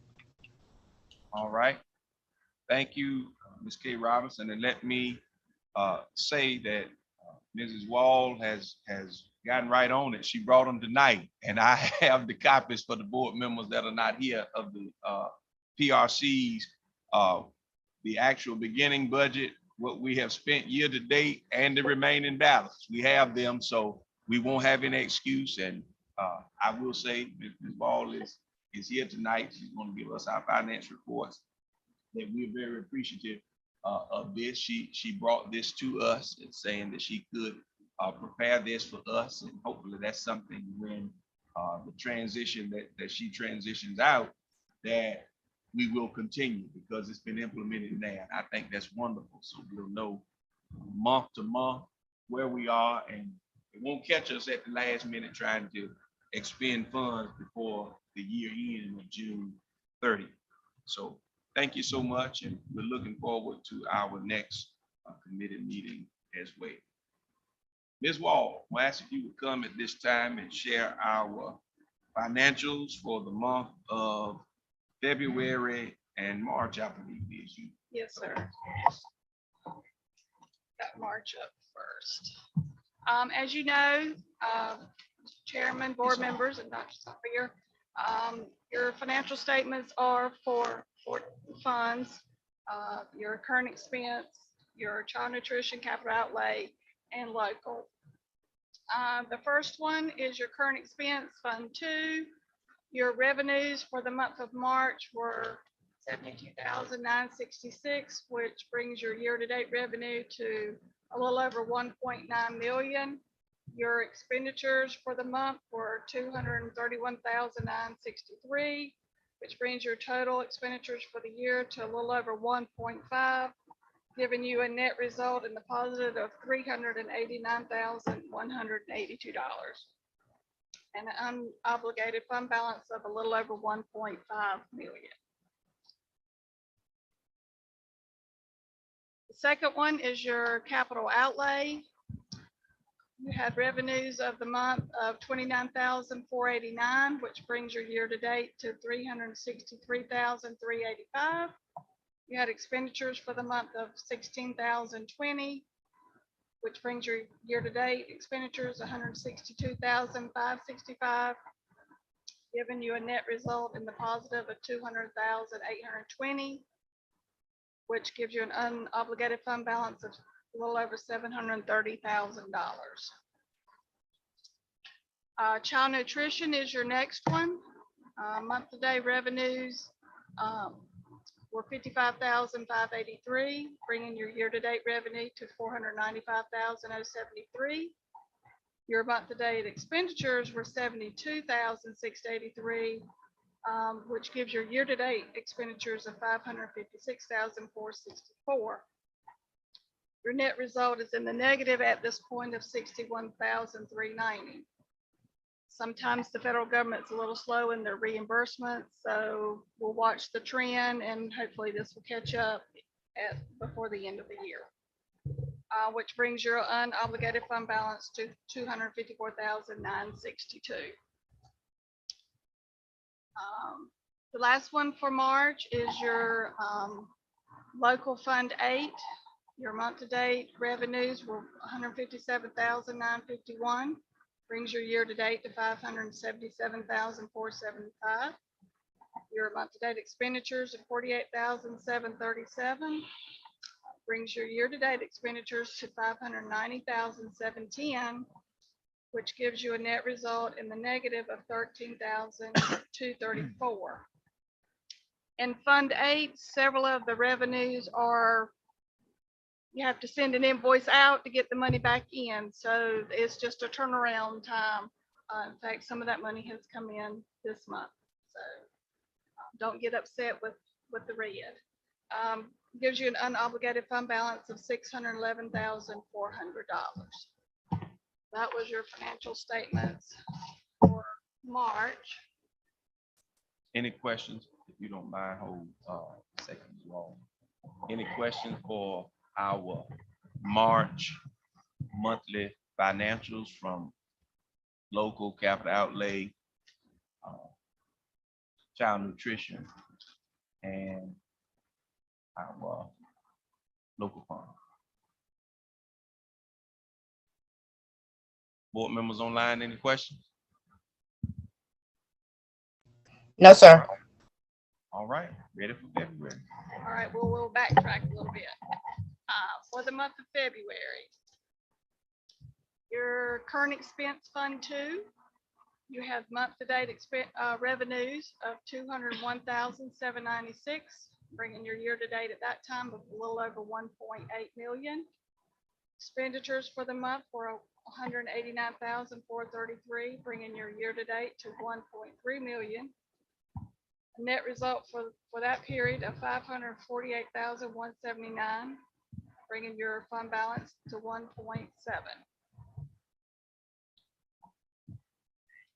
Capital outlay, revenues of 12,168 for the month, bringing your year-to-date to 333,896. Your month-to-date expenditures of 66,696, bringing your year-to-date expenditures to 146,544. Leaving you a net result of 146,544, bringing your fund balance to 676,669. Child nutrition, month-to-date revenue of 50,101, brings your year-to-date revenue to 439,490. Month-to-date expenditures of 72,591, bringing your year-to-date expenditures to 483,781. Net result for the year of 44,290 in the negative or decrease, bringing your fund balance to 272,062. And then lastly, your local fund 8, month-to-date revenue of 93,486, which brings your year-to-date revenue to 419,524. Month-to-date expenditures 76,274. Year-to-date expenditures to 541,972. At that point, it was a net result of the negative 122,448, bringing your unobligated fund balance to 502,187. Any questions?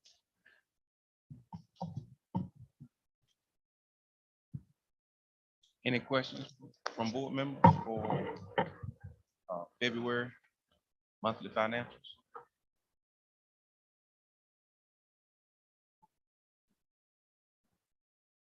Board members online? Board members to my left? None. None. All right. No questions. Thank you so much, Ms. Wall. Mr. Chair, Yes. I think it may be an appropriate time for us to talk about those bonuses right this minute while we're on finance. Yes, I forgot that. Thank you. Ms. Wall, could you come back 1 second? The question that you have, I think Ms. Wall can share that with us. Go ahead with your question, Ms. K. Roberts. Ms. Wall, you and Ms. Boyd asked us during the finance committee meeting on who should be receiving bonuses based on employee dates and including those who have resigned, and we need to make a decision on that. And so we had some dates in the beginning, and Miss Austin may need to come into this conversation as well. Because we say at January, those who started the new semester with us will be receiving the $12.50 in May, but we have some people who have left before May, the end of May. So we need to decide if they're going to receive the bonus. And then about the new people coming in, we were using it as a recruitment tool for anyone hired between January and May. And we need to also receive clarification on our coaching staff who should be receiving the bonuses as well. We need to verify that. Those were the questions brought to the Finance Committee on April 7th regarding bonuses. And I don't think that requires a vote. We make, decisions previously when we were talking about the bonuses, and that was last year. I think we just need to make sure we have clarity before they actually give the bonuses for the month of May, and I think the other one is in June that we're talking about, the one that came from the state. One is in May and one is in June. May 13th. Okay, all right. Well, both of them are in May, but different dates in May. Okay, yes. So with the ESSA grant, the one that's going to be paid on May 13th, that was the retention and recruitment balance. And there was some conversation in the board meeting when it was approved that the employees had to come back in January to get the other half. The board approved the half in December and half in May. But it was made reference to the employees had to return in the month of January and work through May in order to, to continue. Because when we talk retention, that means we wanted to retain those employees throughout the school year. So that was the retention piece. And then the recruitment piece was a tool that the district used to recruit new employees. So anyone hired after that November 18th board meeting date, that's the date that's in the actual document that's housed on the district website under ESSA programs. Those individuals received a sign-on bonus of $1,250 that they will receive on May 15th. May 13th, but the date has changed to May 13th. Originally it was the 15th, but finance, due to the 15th being on a Sunday, they're going to do it on the 13th. And then with the coaching staff, it was stated that based on their seasons. So if the coaches are working during the season between the January and the May, then they would be eligible. Or if I worked through the May, when we came back to school, so if I worked through August to December, I was eligible. So that's how the coaching supplements will go. Or should I say recruitment and retention. So Ms. Austin, you're saying that if the coaches work from August to December, then they got they got their bonus when? They would have gotten it in December. Okay, so August to December, they got it December. Do you know how much they received? I don't have that right in front of me. No, that's correct? Okay, $250 is what they received. Yes, ma'am. 250? I believe so, yeah. So they weren't eligible for the 1250. That was the figure that was voted upon. Yes, sir. Yes, ma'am. Okay, and so if they come, and then the next group was from January to May. So if they work from January to May, they would get what? The 12, is it the 12? 1250. Okay. So August to December is 250. January to May is 1250.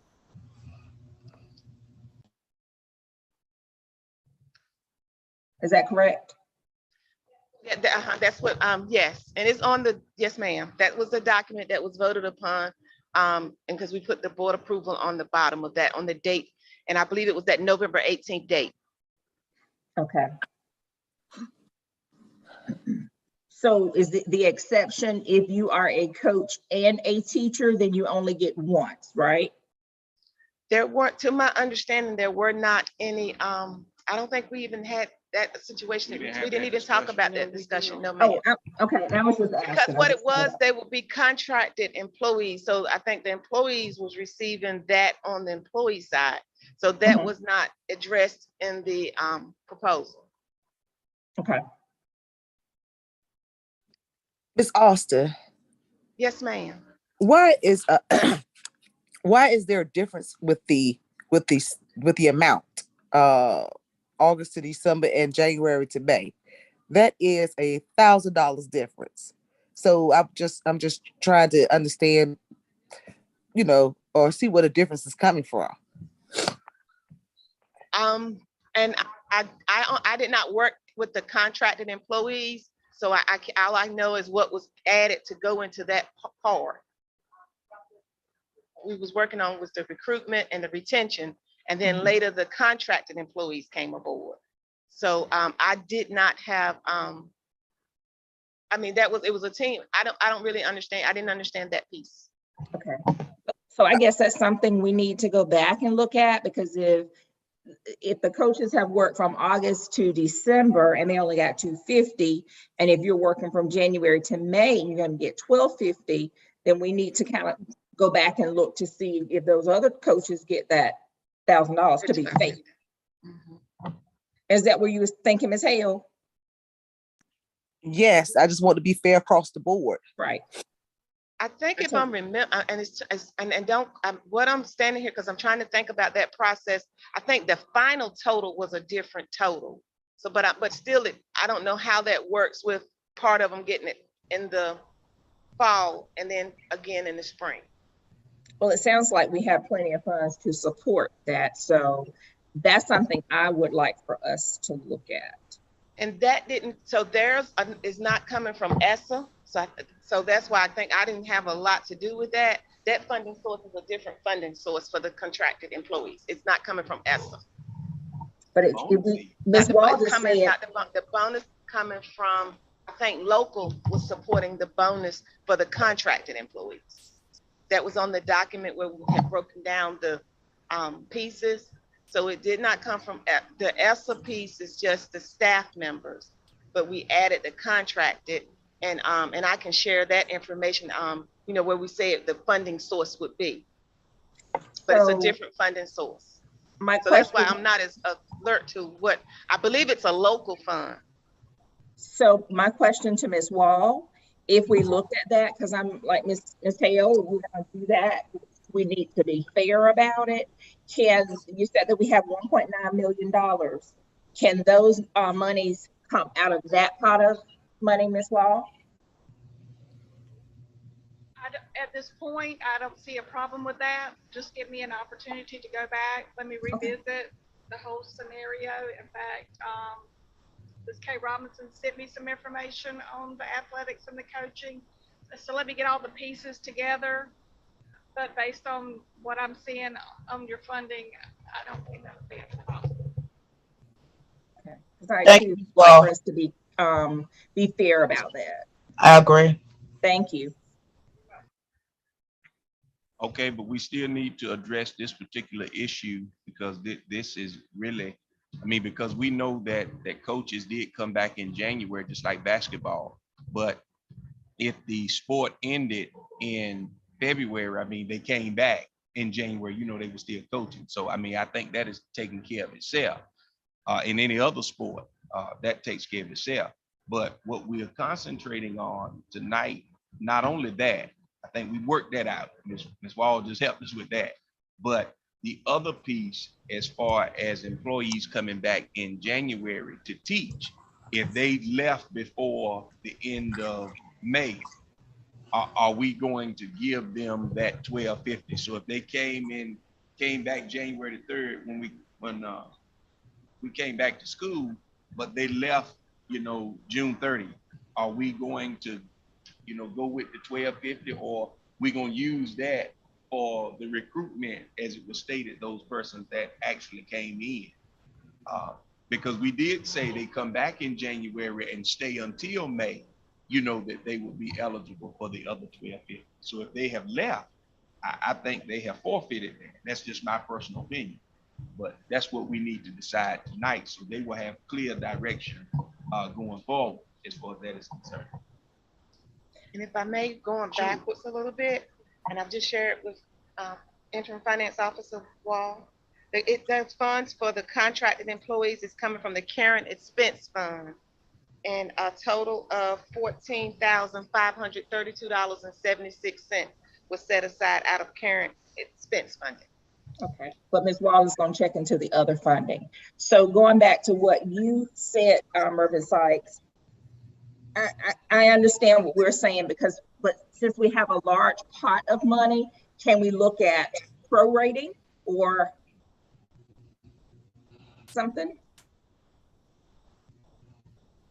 If we have people who left before or who will be leaving before the end of May comes. I mean, it's fine with me either way if you if you want to prorate it, but I just don't think we need to, unless a person is retiring. Now, if a person is retiring, I think we need to honor that and go ahead on with the 1250, because we do have some people that will be retiring. That they just it failed. I mean, I think we should do that for them. But if we're gonna prorate the others if they don't stay because they went to receive other employment, I mean, I'm fine with that. Because we're trying to retain and recruit. So I think it goes hand in hand. And if we're gonna talk about fairness, the fair thing to do would be to prorate. Mr. Williams, were you trying to say? Yes, besides, so are we going to give the bonus to those that just getting hired in April? May? That's what I'm saying. That's why I was using the terminology prorate, because if you're gonna prorate for those that came and worked January but they left, I think it's only fair to do the same thing. Those that are hired in March or April, we prorate that for them as well. And I mean, if we're gonna be fair about it. But for the retirees, if they're retiring, I think we just need to give them the 1250. Mr. Chair, Yes. I would like to see for us to give the 1250 to our new recruitments, because we specifically said we were going to use those funds at 1250 as a recruitment tool. For us to go back now and prorate it, I don't think that would be, considerate. But if you have already left the system, you no longer employed here, I don't mind prorating the amount, but I can't see giving them the whole amount. It doesn't matter with me, so let me repeat it real quick, and let's say if everybody's in favor of this. If you have left the system, you came back in January, but you have already resigned, left the system, we will prorate the 1250. If you are a retiree, and you retired after January the 3rd, we will honor the 1250. And if you have become an employee since January the 3rd, then we will honor the 1250. Is that what I'm hearing you say, Ms. K. Roberts? Yes. Okay. Is that something that we all can live with? What y'all think? Yes, fine with me. Okay. All right. So move. Attorney Malone, do we need a motion for that? I think so, just to avoid any confusion. I think a motion would be the cleanest way to go. All right, well, Ms. K. Robinson just said so move. Is there a second? Motion has been moved by Ms. K. Robinson and seconded by Mr. Williams that we will prorate any employee that came back after January the 3rd and has left our system. Retirees that have retired since the beginning of this year, January, will be honored with the 1250. And any new employee, new hire since January, we will honor the entire 1250 bonus. Motion has been moved and properly seconded. Is there any further discussion on readiness? Hearing none, all in favor of that motion, would you let it be known by your voice vote? O.D. Sykes, aye. Mrs. Harrison? Yes. Mrs. Jenkins? Yes. Mr. Williams? Ms. K. Robinson? Aye. Mrs. Bird Robinson? Aye. Mrs. Hale? Aye. All right, let the record reflect unanimous approval. So we're giving clear instructions and directions so we know how to do the bonuses next. Thank you all so much. All right. Moving on to curriculum and instruction, Dr. Good evening, Board Chair, Good Vice evening. Board Chair, all board members. Good evening. Good evening, Dr. Sawyer, staff, community members. I am here to I'm here to present the curriculum and instructional update report.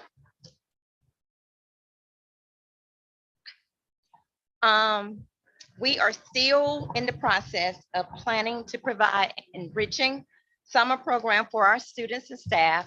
I'd like to remind everyone that summer learning will take place starting June 8th through July 21st.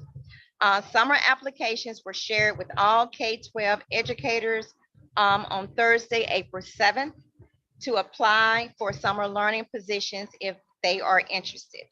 And the deadline to apply for all K-12 educators, for people outside of the district, our coaches, for everyone to apply, that deadline is by Friday, April 29th. The application for parents to enroll their students in summer learning will be made available on the district website as well as the school websites on Monday, May 2nd. And the deadline for them to apply would be on Friday, May 20th, if necessary. The curriculum and instruction department will work with all schools, principals, counselors, and teachers to find creative ways to communicate summer learning enrollment and opportunities for our students and families. Thursday, April 14th is an early release day for the district in preparation for the end of grade and the end of the year testing. All schools will plan their EOC and EOG boot camps. Staff will use benchmark data from the case assessments and data from the NC North Carolina check-ins to inform test-taking strategies and instructional strategies needed to support interventions, remediation, reteaching, and enrichment for our students. The EOC and the EOG boot camps will start after spring break, and it will look different at each school and within each grade level and or content area. Testing, we just finished our final benchmark testing using our case and NC check-ins. Everyone was tested last week from April 4th through 8th. That data has already been analyzed and will be presented at a later date. Of course, earlier I said that data will inform our EOC and our EOG boot camps that will start immediately after spring break. Today, Ms. Davis worked with our students to complete AC work keys testing here at the high school, and we will continue that at RVEC tomorrow. Upcoming data testing dates for May. Our EOGs and our EOC testing will start May 9th through the 20th for our high school and our middle schools, and also for our VEC. And so we'll keep you posted on that data and the analysis for that data.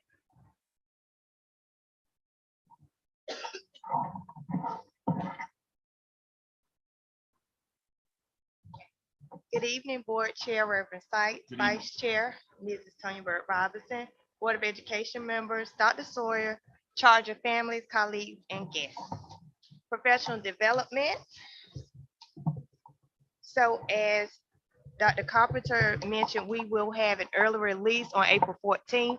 That will be for letters, and we know that that's for our K-5 teachers, as well as our resource teachers and instructional coaches. The curriculum and instruction team will visit the schools to help with the development of the boot camp plans.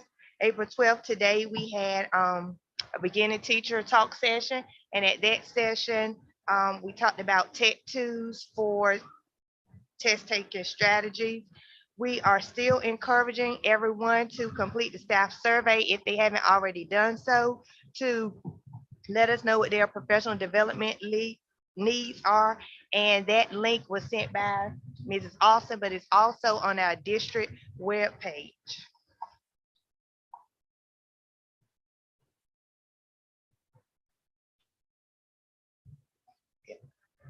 strategy updates. The head count is due in Power School on April 30th. We were able to get some more students with our spring roundup. We also have the COGAT results, and 40 out of 43 second graders were screened. A special thank you to the second grade teachers as well as Mr. Hunter for helping with that process. We're still developing our local IG plan for 2022, 2025. And by May, at the May board meeting, you'll have a complete draft to look over. And now it's no longer in Apex, but it's in NCCCIP. So if you have access to that, you can see what we've already done. Okay, and as Dr. Sawyer mentioned, we had our district spelling bee today. On the screen, you have a list of finalists per grade level, as well as our first, second, and third place winners, and everyone did an exceptional job today, all of the scholars, and we had a lot of parental engagement today.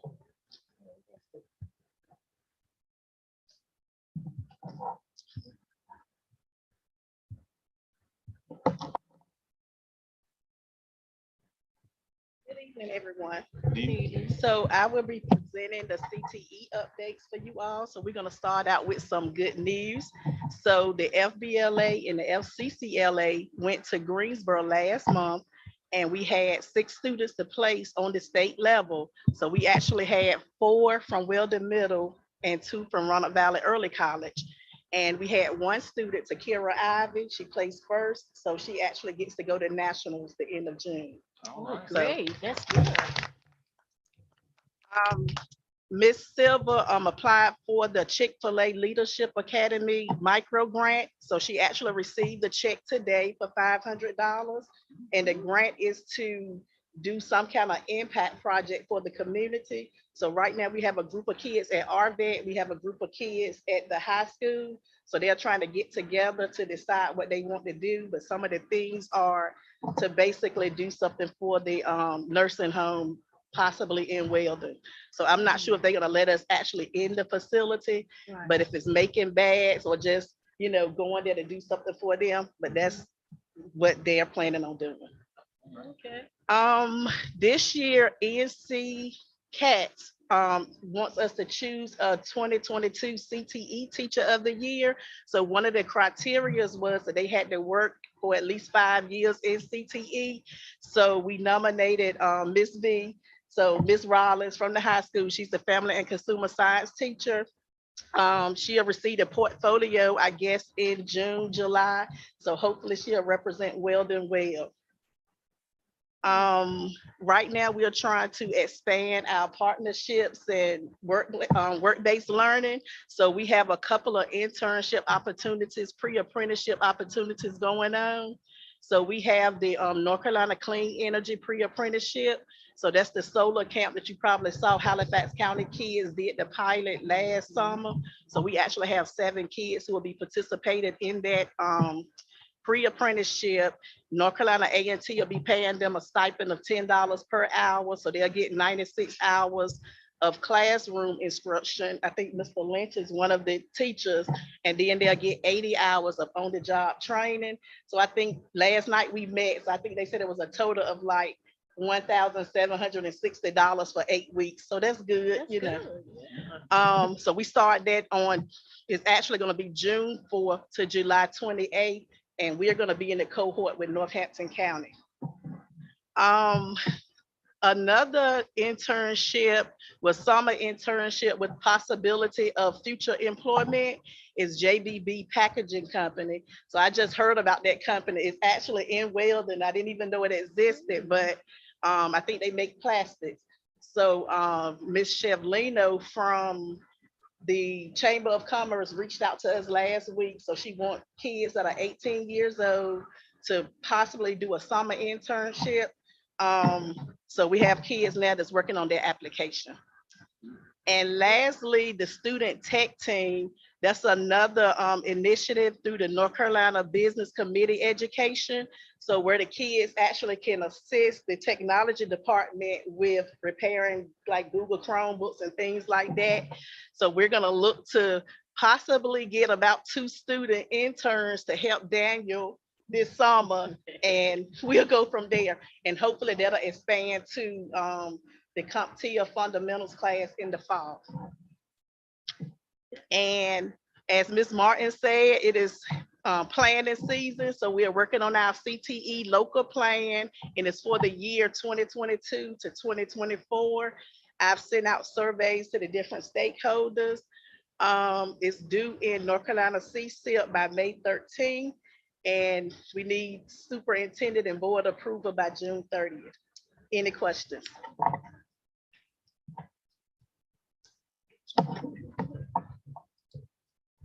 I'll just, Ms. Davis, just one question.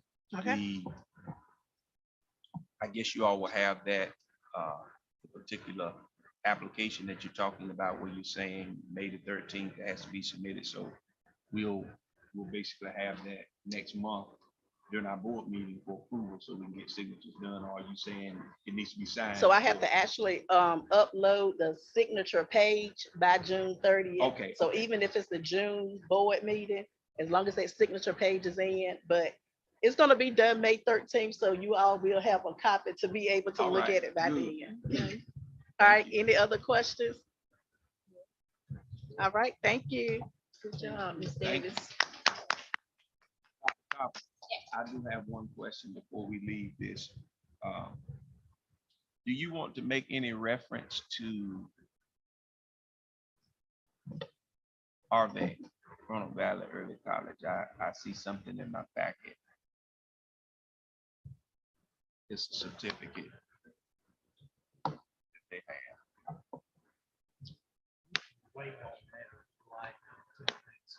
Okay. Okay, all right. Yeah. Oh, that's fine. Okay. That's fine. Thank you. Certainly. All right. Thank you so much. We're moving on now to letter F, Mr. Future. It's already the folder. Yeah. We're waiting on you, sir. Oh, okay. All right. I looked down and looked up. So, board chair, board members, Superintendent Dr. Sawyer, good evening. Good Good evening. evening. So first of all, I'm grateful for certainly having the opportunity to serve Weldon City Schools in the role of Executive Director of Student Services. I certainly know this is, thank you all for your commitment to invest in this area as we continue to promote excellence in our school district. So this is day 7. I'm completed day 7. Last Monday was my first day, but just want to kind of give you an idea of what I've been doing in that time to orient myself and work with colleagues to help orient me to the Weldon City Schools way. And so I've primarily already been introducing myself to Central Services staff, other leaders who I'll be collaborating with and working with in this role to get much work done. And as well, introducing myself to our board members and those who I have not met yet and have a chance to speak to personally. I look forward to doing that as well. Also, Dr. Sawyer, we went on a tour to all the schools on last week to meet with each of our principals at each of our schools here in our school district. Did have a chance just to kind of share with them what we see as the role of this position, but also to hear from them just their immediate needs and support and strengths that already exist in the area of student services. And then also I continued the week into also working and introducing myself directly with our school-based student services staff, primarily our school counselors, social worker, and also later this week, I'll be meeting with our school nurses as well as our other support staff who I'll be working directly with as it relates to child nutrition, as well as exceptional children pre-K. Ms. Turner has been great in helping to help make that transition thus far this school year. So as we think about the work of student services, is kind of orient what I've been able to help share with our schools and student services. Work is really organized among systems, processes, and supports. We know that systems wise, the role that social emotional learning does in developing in our young people, how it connects them and ready them for learning is important. And so that's a system in which we try to promote through this role. Also, being able to provide direct support to ensure we continue to enhance the work of our comprehensive school counseling programs. We know that that connection is going to continue to push our students further as well. The use of restorative practices as a way to maintain and develop authentic and continue to have a way to repair harm when harm is done to those particular relationships. It's a process that allows it to happen, as well as working through our more traditional concepts of what we know as PBIS as a tiered intervention model and a way of supporting students through their behavioral needs. In terms of processes, when we think about registration and scheduling, making sure that students have access to a wide array of opportunities, especially working closely with our school counselors, that process, as well as our school leader to help support that. Processes as it relates to discipline, ensuring that they're equitable and fair in any given situation, and having protocols in place to respond to critical incidents. We hope we never have to use those particular protocols, but it's important that we have a protocol in place so that we are prepared, and the use of threat assessment protocols as well. And we have some of those things, but ensuring we really things that are ready and available to utilize them when the need comes. And when I think about supports, professional learning, our development is always important as we continue to grow and learn together as both students and adults, right? And so focusing on that, as well as this area is focused on whole child wellness. So this area does support child nutrition. And so think about child nutrition, whether it's keeping students safe through now our COVID protocol. We work with Mr. later on this week to help about how that has been done so far. So just whole child wellness relates to both the physical and affective needs. Student re-engagement and student engagement. At some point, life's challenges gets in the way. Students being connected and engaged in school, certainly work within our department to help re-engage students to identify root causes that might be preventing that from being as effective as we need it. And then, of course, our McKinney Vento, Ms. Austin has just been wonderful in helping me transition and understanding how to be supporting our most vulnerable students and families in transition. That's going to be critically important as well in this role, and as well as just behavior and crisis management, understanding how we most effectively respond to troubling behaviors and when students are maybe in crisis. It's been a difficult 2 years with the pandemic for adults and students, and sometimes those the response is outward facing from students, and we just need to really we can work together to respond to that in the most effective manner. So those are just kind of like the program areas initially that we're working to develop. Of course, as we know, things will continue to build upon this foundation of the work and around student services. Some of the immediate next steps would be to begin to dive into the data so we can understand where our strengths are and where might be opportunities for growth. And we look at, for example, career and college readiness, both having students access to the most rigorous academic opportunities, whether that's all the way through graduation, but also making sure that students leave, as I call the 3 E's: enlisted, enrolled, and employed, right? And so just having set our students up for the best future through those avenues, and diving into our discipline data, in terms of understanding what might be some of the behaviors that we're seeing, and how do we as a student services staff respond effectively to change and replace those behaviors. And then also looking at our attendance as a way of measuring engagement so that we can also provide supports in that way as well. As I spoke to earlier, Turner has been very helpful in helping us keep kind of things moving as to our exceptional children in pre-K program. As you can see, a critical date in the area world of exceptional children is our April 1st head count. We have been able to account for 111 students and we're in compliance for state funds as a result of our April 1st head count. 4 of those, we had 4 students who are in referral status. We're waiting on evaluations to be completed through some of our providers.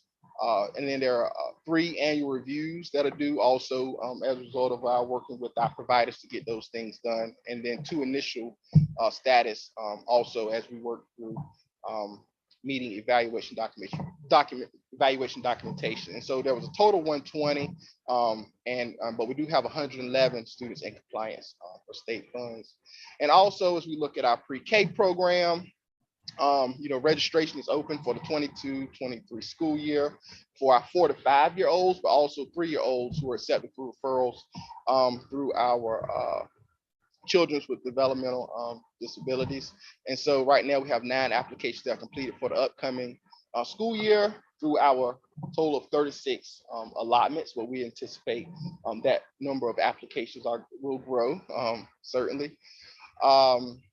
We do have, we are working with our transdisciplinary play-based assessment room to implement at our Weldon Elementary Global Academy, which is our site for pre-K, of course, which is really a play-based assessment to identify behavioral needs and as a way to provide support even for our kindergartners. It's really is what we call a behavioral cool down room as we continue to develop what we call our social and emotional learning competencies such as self-awareness and self-management that prepare students for learning.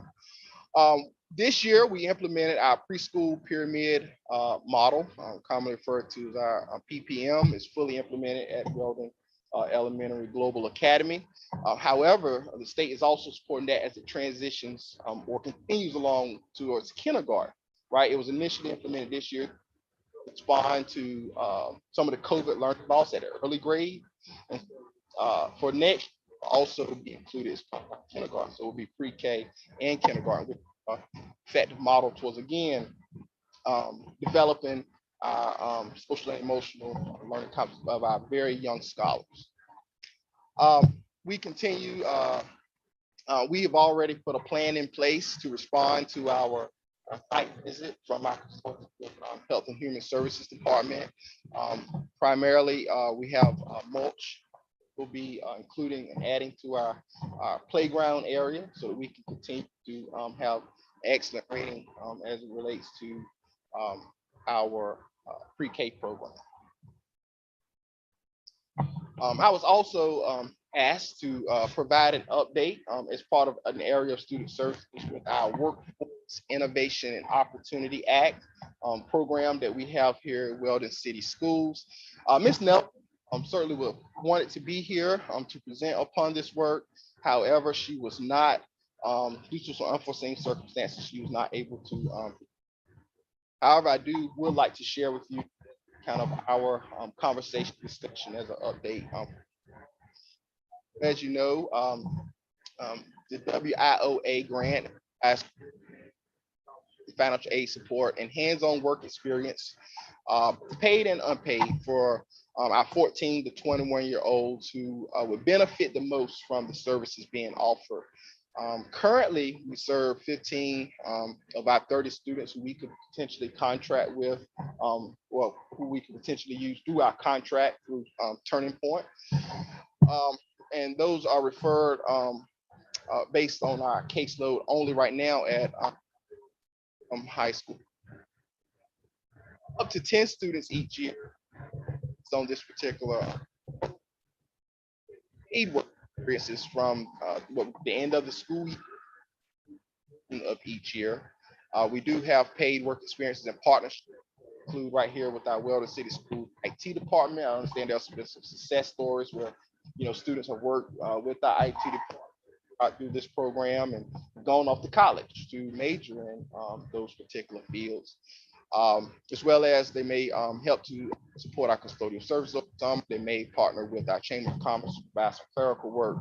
Many other ways in which Ms. Neville and I have already discussed how to even expand that.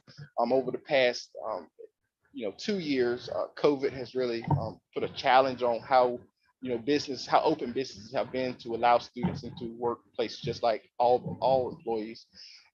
But we do look forward to using some critical data to form our partnerships, mainly like through the use of like career interest inventories, which speak to what students' interests are and what way we should be developing those partnerships using some data informed decision making.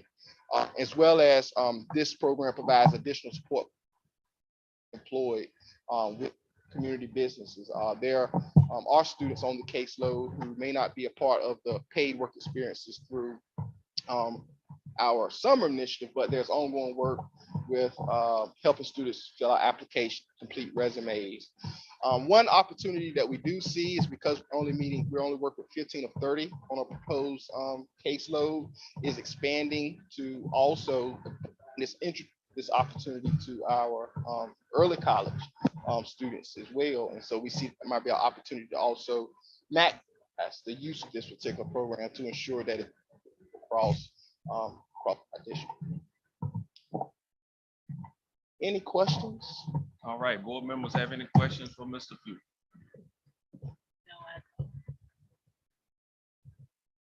Board members online, any questions for Mr. Future?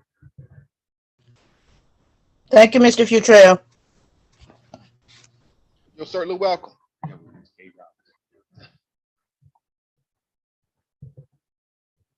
All right, thank you, Mr. Futrell. Appreciate it, sir. All right, we're moving on now, Mr. Miller. Still here? Letter I.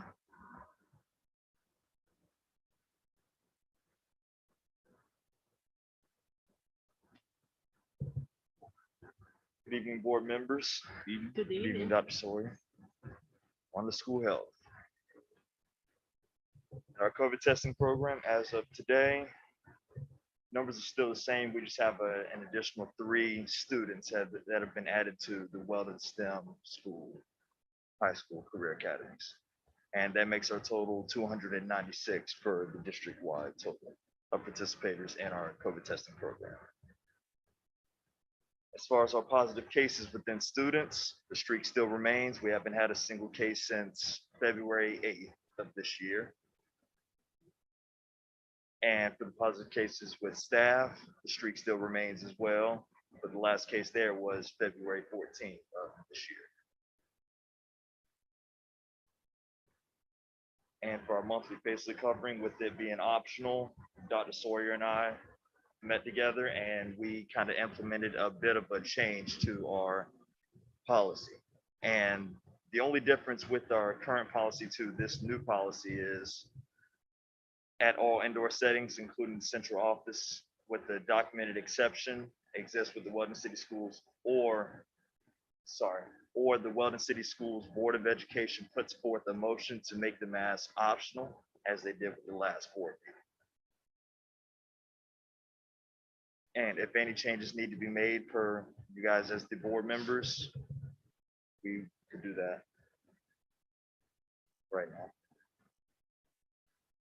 So for the board action of today, be option 1 to continue the current policy or option 2 to amend the current policy.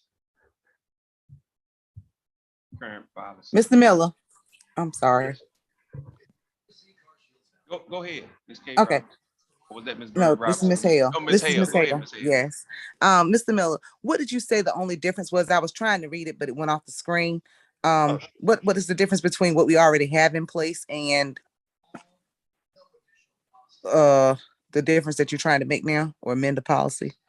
We just input a statement following with the indoor settings, including the central office, unless a documented exception exists. And then we added, or the Weldon City Schools Board of Education puts forth the motion to make the mask optional, as you guys did with the last board meeting.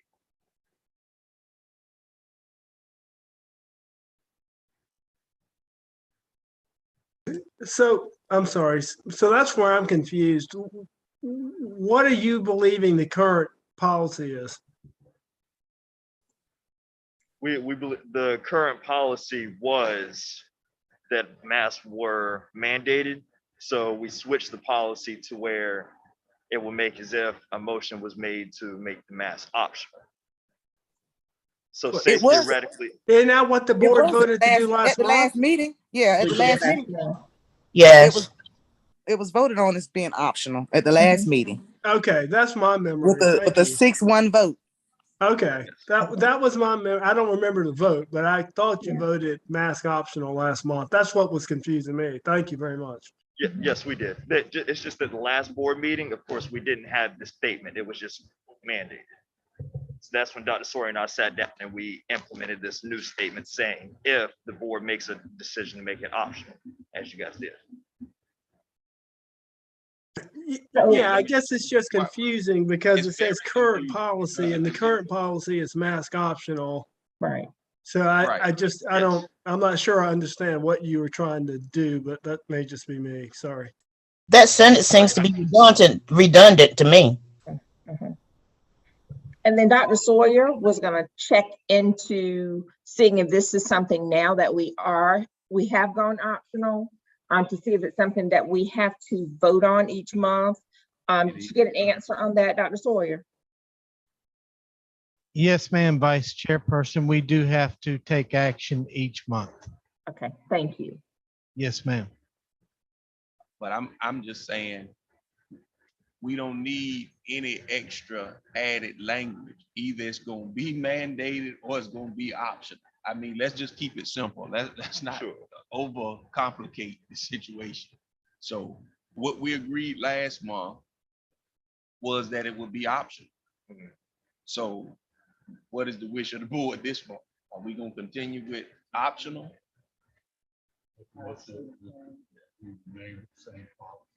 As far as mask being optional, indoor, outdoor. Okay, all right. That has been motioned by Mr. Williams. Is there a second? Second. Okay. Been motioned by Mr. Williams and seconded by Mrs. Jenkins that we continue with the current policy of having mask optional. You heard that motion. Any further discussion? Hearing none, all in favor of that motion, would you let it be known by your voice vote? Mr. Williams? Yes. Mrs. Jenkins? Sykes, aye. Mrs. Harrison? Yes. All right. Ms. Hale? Yes. Ms. K. Robinson? Yes, aye. And Mrs. Bird Robinson? Aye. Mrs. Bird Robinson? Aye. All right, thank you. Let the record reflect unanimous approval that we will continue with our current policy as face coverings being optional. Thank you so much. Anybody have any other questions for Mr. Miller? Online? All right, thank you, Mr. Miller. Yeah, yes, sir. Can I just say one more thing? Yeah. I want to say, board member Tanya Bird Robinson asked me if we were able to continue the COVID testing program throughout the summer. I did get an answer on that. The answer is yes. Mako Medical work with Blood and City Schools until our services are no. Great, thank you. Thank y'all. Y'all have a good night. All right, thank you, Okay, Mr. Miller. good night. All right, Mr. Freeman, transportation update. Good evening, board chair, Good evening. board members, Dr. Sawyer. And I just want to update that vandalized on the week of the 28th, that Monday. Catalytic converter was stolen off of it. It was the DPF and the DOC, which cost us about $5,000 to get that fixed and running. Still not running. Iron horn, the whole chassis horn for that bus. After that, that bus will be back running. we started replacing seat covers and phones on it. On both of the buses, we got them ordered, but because we were lacking that bus because of an incident, we just stopped with 8530, and I've started on 8531 to get that done. Most of the routes are done and completed. I have about 3 or 4 more Tim's routes to complete. With all of this stuff going on in transportation, it's just hard to stay on one thing at, in the month, being the only one there. But other than that, everything is going on as planned.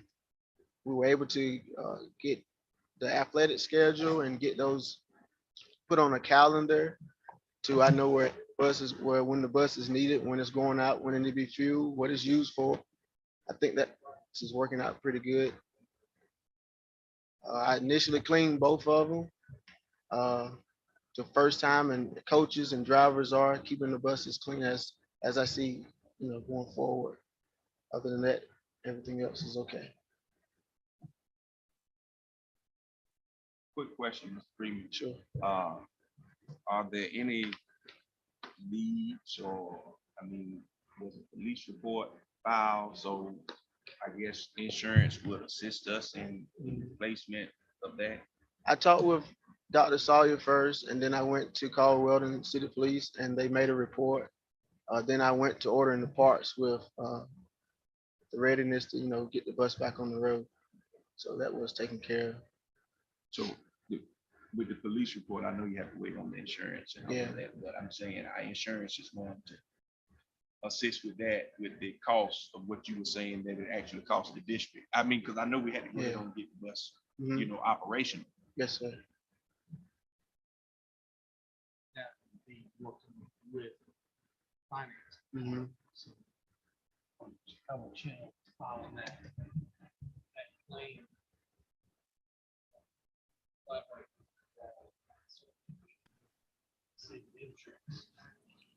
I can't hear whoever's talking. Okay.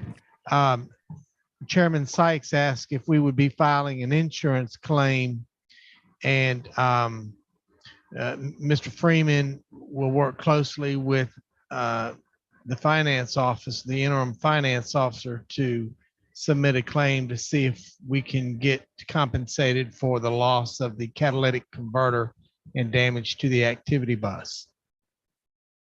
And that happened when? He said March 28th, Yes, ma'am. and a claim hasn't been put in yet.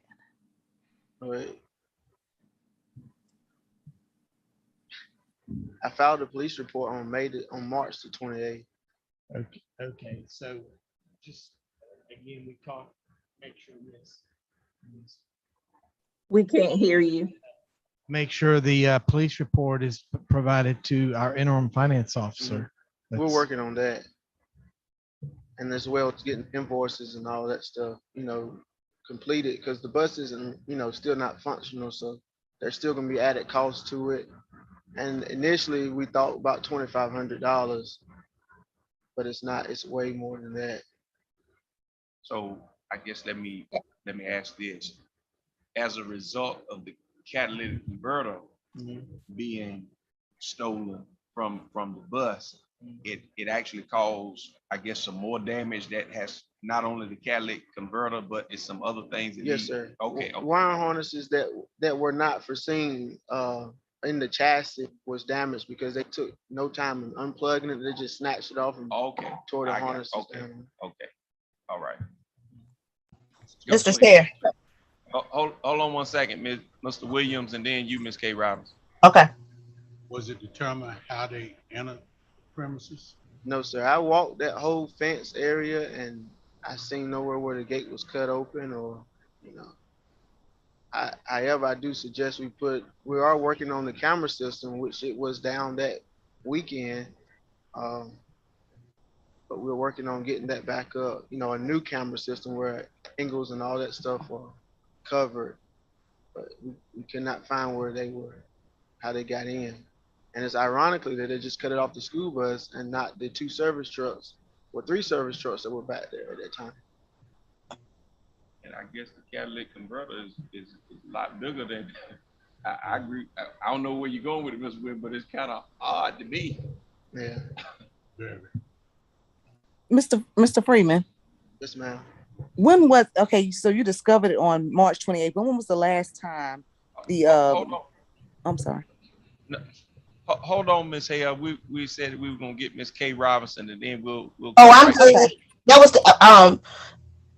surprisingly, Mr. Wells and I had the same question. Okay. All right. Good. All right. Go ahead, Miss Hale.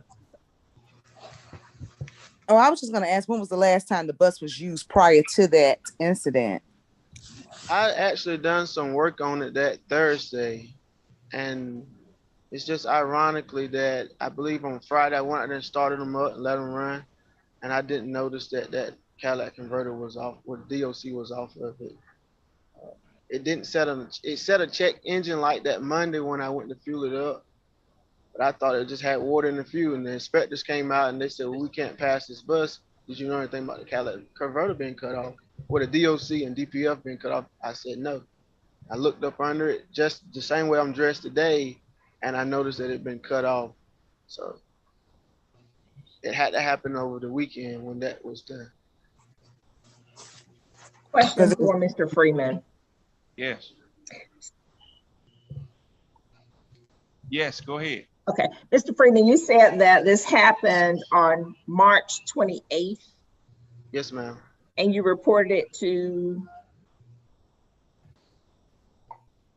who did you report it to at that time? No. He's saying it happened over the weekend. He reported it on March the 28th. Okay, you reported it on March the 28th.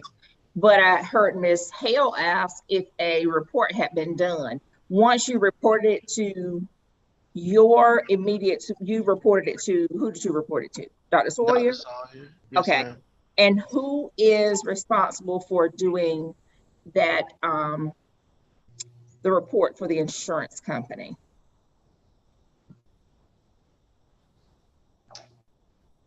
That would be our interim finance officer. The last conversation Mr. Freeman and I had was that he was going to secure a copy of the police report. Mhm. So I haven't seen that yet. I'm not sure. We just have to go and pick it up, I assume at this point. But because none of the bus is not repaired, I don't want to get a report from them with the dollar amount being wrong to turn into the insurance company.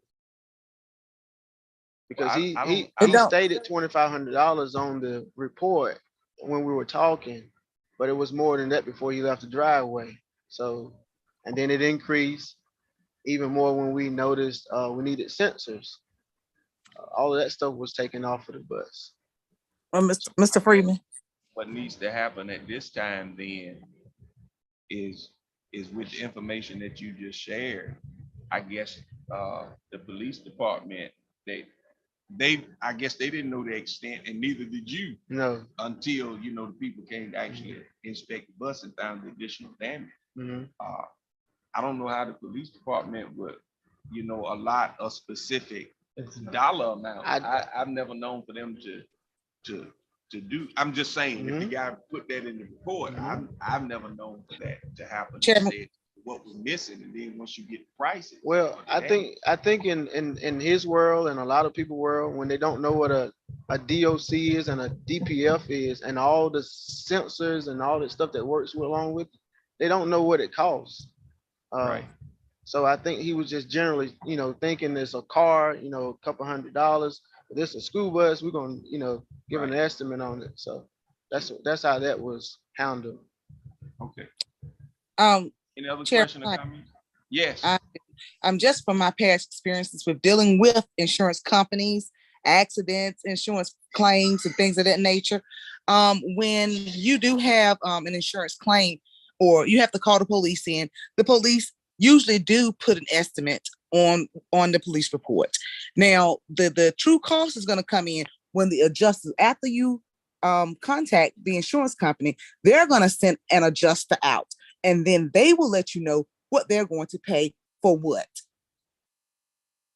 The insurance adjuster will when they come out. But see, the claim hasn't even been submitted, so no adjuster hasn't come out yet. We have to submit that claim, so that an adjuster can come out and check that bus out. From the insurance company, right? Exactly. Is that the same process that happened when the cars were damaged? Because they haven't been repaired. It should have been. Was the insurance company contacted? Probably not. That's what it sounds like. That might be something you need to look into too, Mr. Freeman and Dr. Sawyer. Well, I've been asking for that documentation, even a little bit of it, so I know who to contact, when to contact, and what to contact for. Even talking with Ms. Wall, we are kind of in agreement with that, but that information was hidden for years and it has not been given to me. And I don't think being a director that that type of information should be hidden, or I shouldn't have any information on it to know where to go at, know to call now. Totally. But what happens after there? If it's not given to me, then what am I supposed to do? So, well, I'm not blaming you. You're right. It needs to be given to somebody. Somebody need to know. The insurance company should have been contacted long before now. Whether it was you or the interim finance officer, whomever handles the insurance claims, need to contact the insurance company. And you need your information so that you can do your job. Let's begin by getting that police report so we can have something in hand. I would suggest that you contact Weldon tomorrow. When you get that in hand, then of course he and Ms. Wall can. Ms. Wall, and she typically will contact the insurance. And of course, I was not aware that the catalytic converters that were stolen from the other cars, that was never reported because we insured those cars. And the insurance could have done whatever they were going to do as far as that was concerned. But we won't be able to get that now. But where we are with the bus, of course, we definitely need to move forward with that. So I guess see if they have that police report ready, then we know what other steps to take. Okay. Excuse me. I will also look into the cars as well. Although you said it happened some time ago, I would still look into it because the cars were insured at that time and it should have been a police report. So you should be able to still submit that. I'm 100% sure they'll pay off on it, but it's worth a try. You can try. Well, those but the cars, only problem with that is we don't have a date. And no report neither. Right. If a report was, I know that one. So the police one car officer, the police department wasn't contacted. Is that what you're saying? Mr. Freeman is saying that he doesn't know. He was just asking what happened when the catalytic converters were stolen off the cars. And you That was asked before his time. But he said he asked for that information. Is that correct, Mr. Freeman? I've been asking for anything in relation to transportation. If it's a car, if it's a bus, if it's a van, I wanted that information so I can be held accountable for it. And I haven't been given it. And this happened before Ms. Wall got here. So we can't, look at her and feel different about her because everything is dropping in people's lap because of the turnover rate. And we're not handling business the way that we should. Absolutely. And I agree. And I'm not blaming either of you. I'm just speaking on what should have taken place and what need to take place so that these claims can be taken care of. I understand that you're new. I understand that Ms. Wall is new to the district as well. But somehow, some way, we need to get down to the bottom of this and find out, was it a police report done? Was there insurance claim? And if there was, the check should have came and the check should have been deposited in our account. So maybe finance can go back and look through and see if anything had been deposited. Maybe the insurance company can be contacted to see if they distributed a check. I mean, it just needs to be an investigation done on what happened in the past. All right. Well, hopefully we'll get hands on that information. All right. Any other questions for Mr. Freeman? All right. Thank you so much, Mr. Freeman. All right. Letter H, the retainer agreement.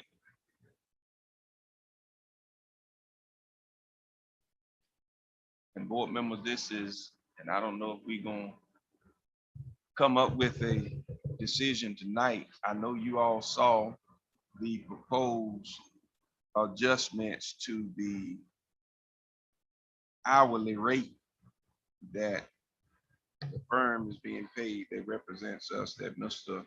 Malone, Attorney Malone, works for, as far as that is concerned. So I think presently the hourly rate is $195 an hour.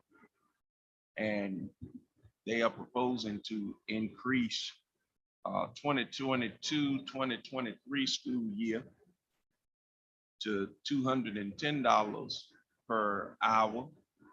And then 2023-2024 school year go to, I think it's $225 an hour. Then 24-25 school year, $235 per hour, if my memory serves me right. Did I quote those figures right, Attorney Malone?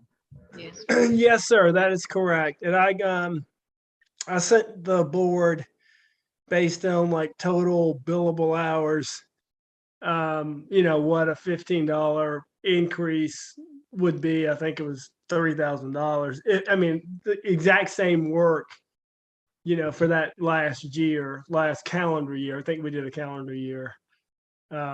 It would have been right at $3,000 difference. So that's not much of a difference. But the truth is that your rates are kind of lower than any of our other clients, and we just have to get them in line with everybody else. I mean, a lot of our clients are already at 235. So, we're ultimately getting you there, but it's, we're taking whatever that is, 4 years to do it.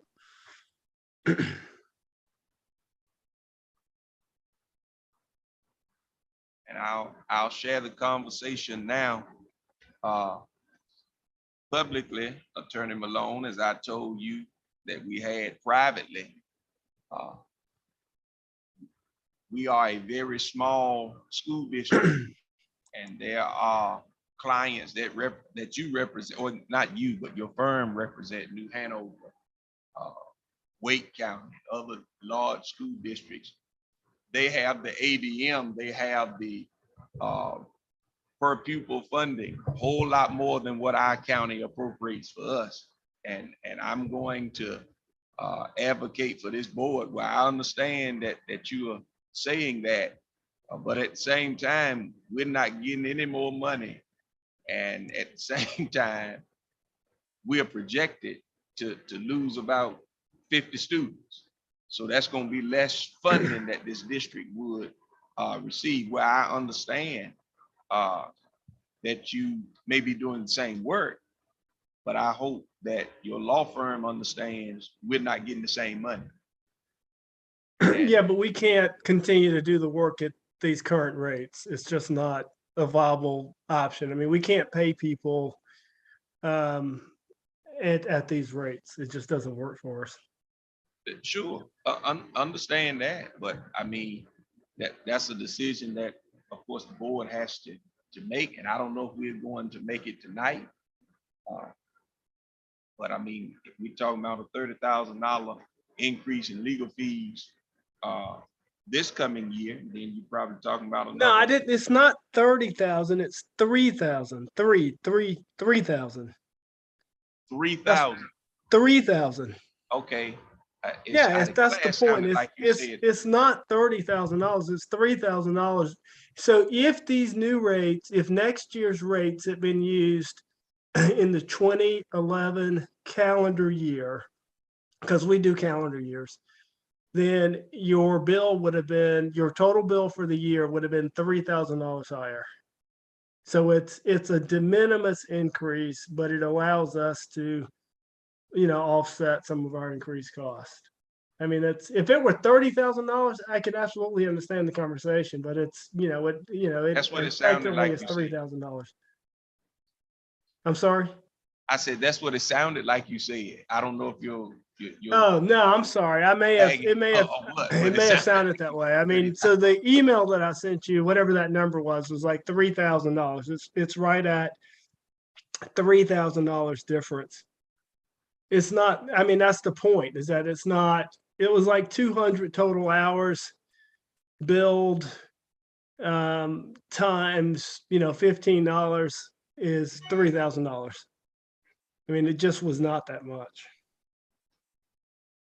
No, I get it if it was a $30,000 increase, but it's not. And then the other thing to keep in mind too is that the original agreement still has a termination provision in it that you can terminate it, at any point. And we wouldn't, so it's, if that was what you were to conclude that you wanted to do, but again, based on last calendar year's total billable hours, it would have resulted in, an additional $3,000.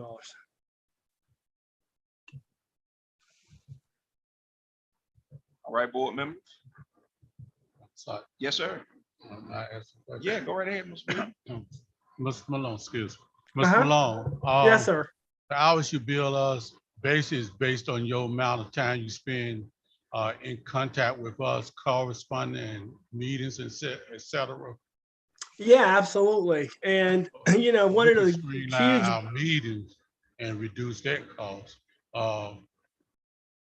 When we spending 5 hours in a meeting, going back and forth, that will reduce your cost right there. So I think if we can look at streamlining our meetings, must say there would be a big help. Mr. Malone, Attorney Malone sits in a lot of meetings where we just in a rut, talking over the same thing over and over and over. So we could save a tremendous amount of money by just getting out the rut and taking care of business. That's all. Well, one of the things that I would say that your staff has seen is that when a lot of times they'll have a contract that they'll need us to look at, and we will have reviewed it for another client, so we're able to just say to the vendor, can we use the same contract that we just did in Northampton or in Chapel Hill or in Alamance? And the ability to do that saves all of our clients a ton of money, once we get something kind of negotiated. So it's a real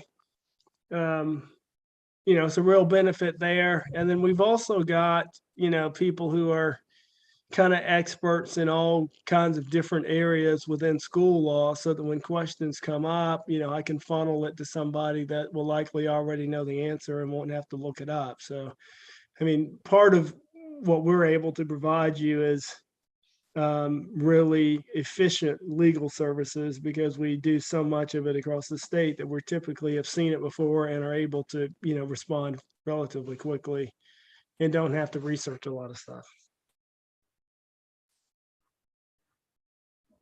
Any other comment? One more. When do we have to come into agreement or what we're gonna do? We don't have to do it tonight. This was talk about, we can make a decision next month, or we make a decision June, but by June 30th, we have to have a decision made. Okay, thank you. So we didn't want to wait until June, start talking about it. Right. Yeah. And like I said, if you were to,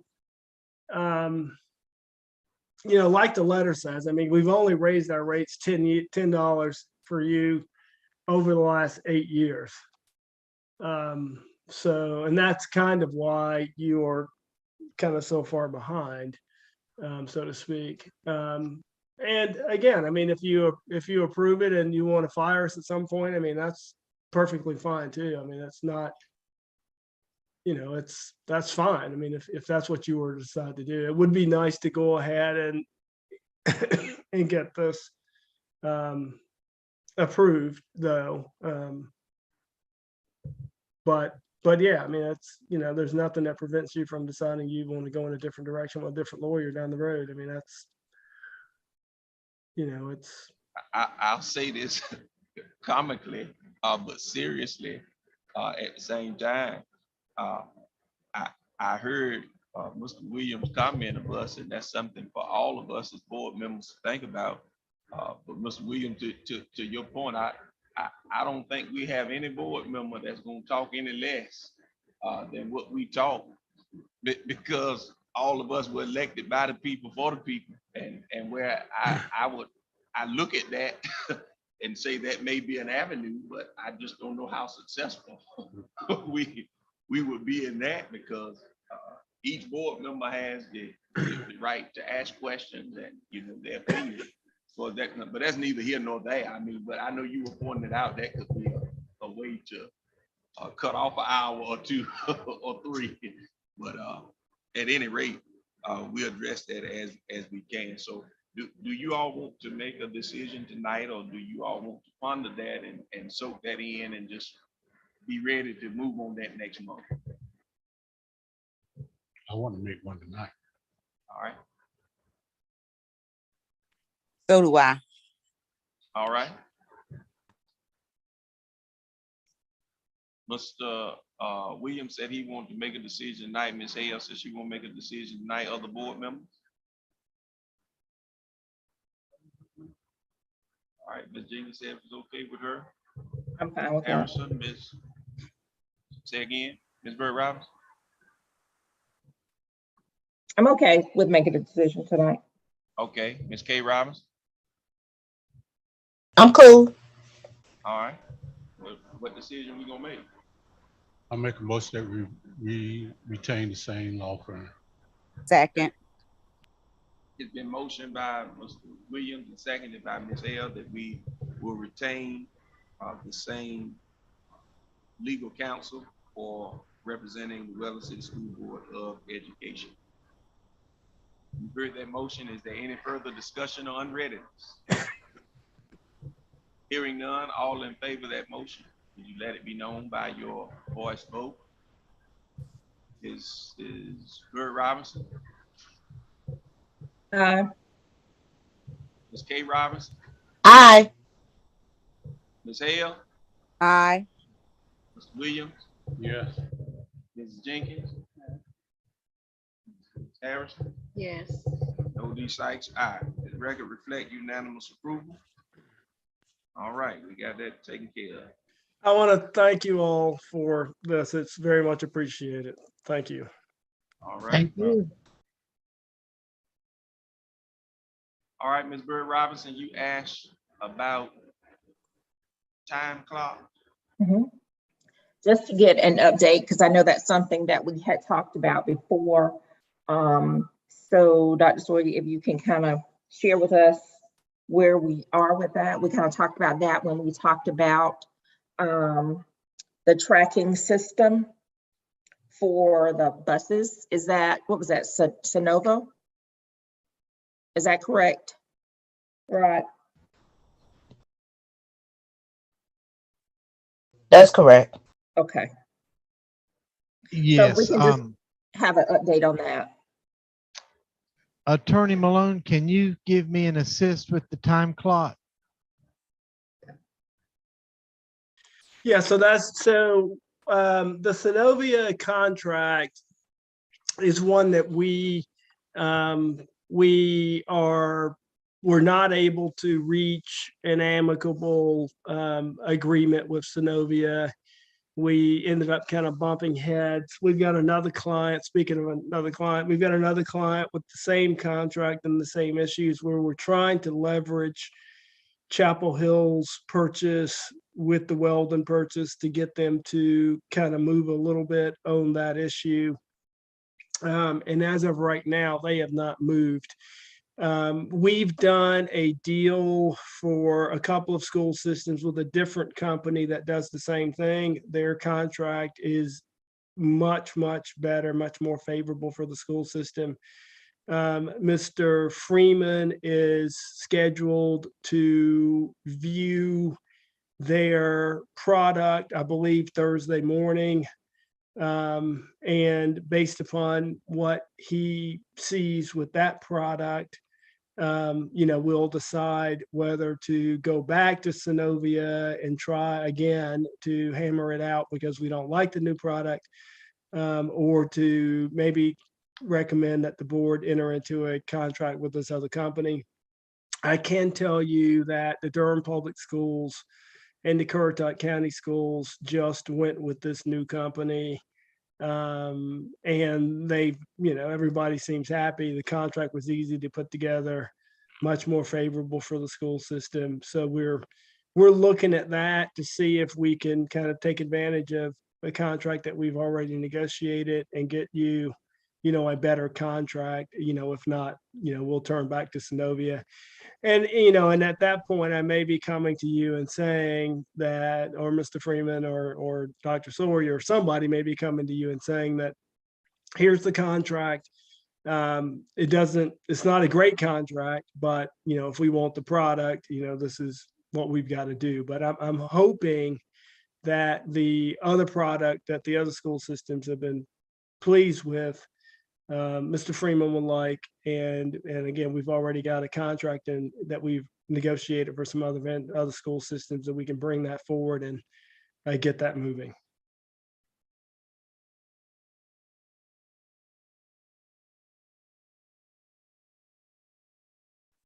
All right, so. Have we looked into Here Comes the Bus, Rod? Yeah, that's another vendor. I know that the Harnett County Schools looked into that one and we talked to them about it. I don't know if they ultimately went with Here Comes the Bus or not. But that's the third player that's out in the marketplace. But Durham selected Edulog after kind of an RFQ process when they went through and looked at all the various vendors. Or the three vendors, I guess, the three I know about anyway. And Currituck did the same. So, I at least know that, other school systems who have kind of vetted them and looked at them felt that Edulog was a good product. So that's why in working with Mr. Freeman, we've got it looks like they set it up. They included me on the invite. I probably won't actually do it, but it's like an hour and a half demonstration of their product so that Mr. Freeman can decide if what they're doing is what you need. So will that give us the same, or give the families the same yes capability, so they parents can track and all that? Everybody wants that feature. Where's the bus? When's it going to get to the house? Yeah, they all do that. That's all of the newer ones anyway are have that feature. So yeah, this Edulog definitely has that feature. In what they're providing. So, right. Like I said, Mr. Freeman's, I want to say it's 11 o'clock on Thursday. I just saw the invite here while I was sitting here looking at an email from them. So, hey, Rod, what's the issue with Synovia? The contract just had some really bad language in it. I'll forward it to the board. I'll forward you the where our proposed changes and their response, and I'll find it here in a minute and send it to you, so you can see kind of the issues that we are struggling with. And again, it's not just It's not just Weldon. We've got the same problem with Chapel Hill. And Wake actually is looking at Synovia. Now Wake, we're like starting from scratch and trying, the guy who's handling Wake is just starting with a brand new contract. So in theory, if we can get a deal done with Wake, then we could maybe try to piggyback off of that contract. But Synovia is just being very difficult right now to try to get, a contract finalized. Okay, can you send us the name of that new company as well? So yeah. I'll send you an email here real quick. Thank you. Absolutely. All right, are we good with time clock? All right, moving on. No, haven't heard, didn't hear anything about the time clock. Any updates? Okay. No, that was about the buses.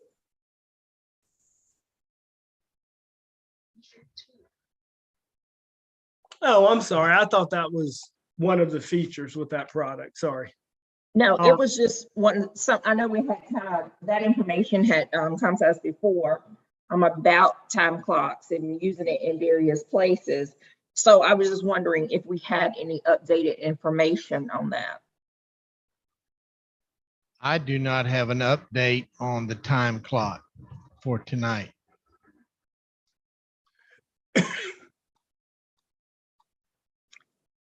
Can you find out what, Dr. Sawyer, where things are with that, and just shoot us an email, please? I will look into that. Yes. Thank you. Anything else?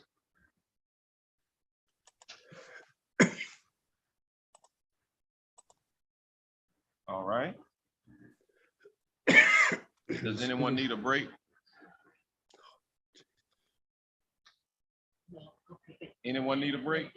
Yes. Oh, what, did I miss something? No, we getting ready to go to that now. We getting ready to go to that now. Oh, okay. Yeah, I was asking, do y'all want a break or we gonna keep on going?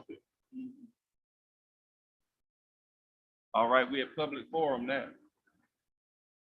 We at public forum. Okay. I'd like to invite Miss Regina Brooks to the podium.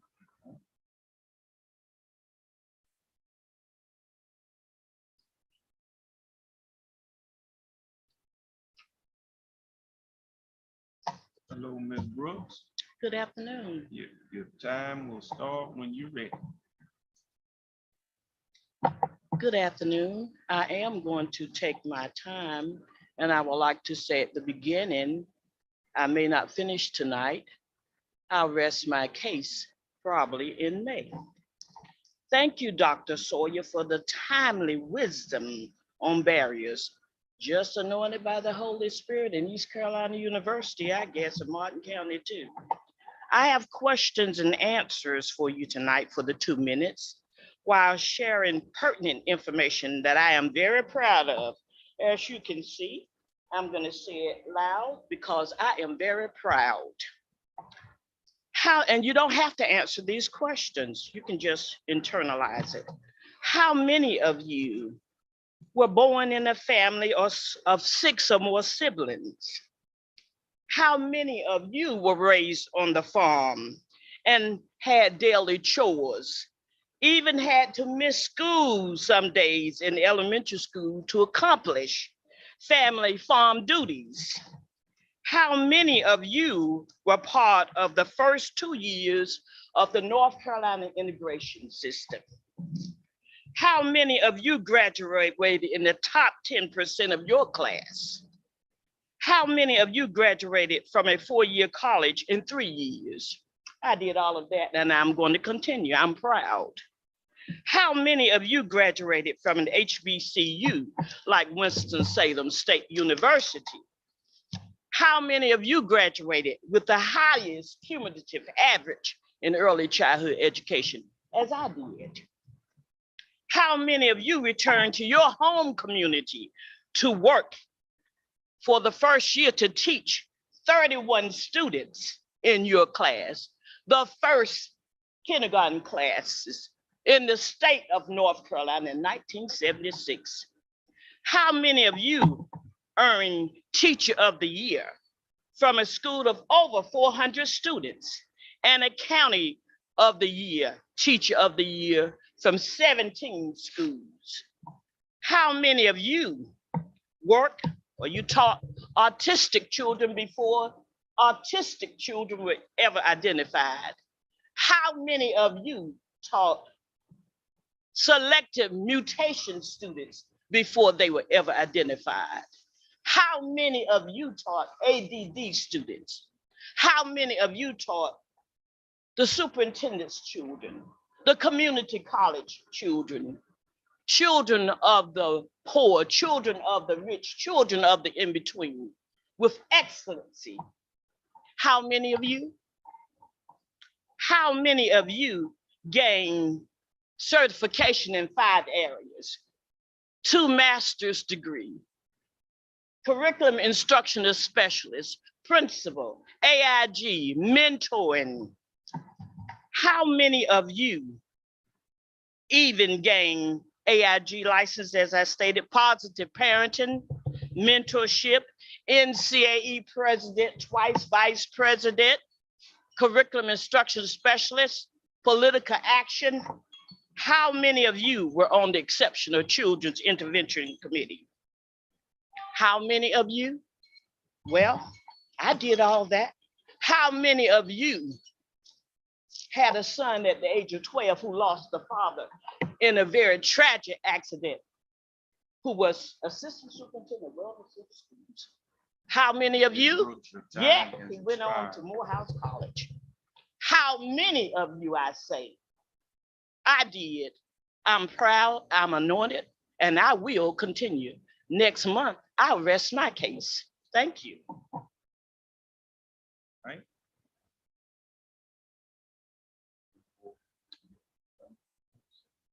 Right. Thank you, Ms. Brooks, for your comments this evening. We're moving on to 8A board comments. Any board member have any comments? Yes, sir. Yes.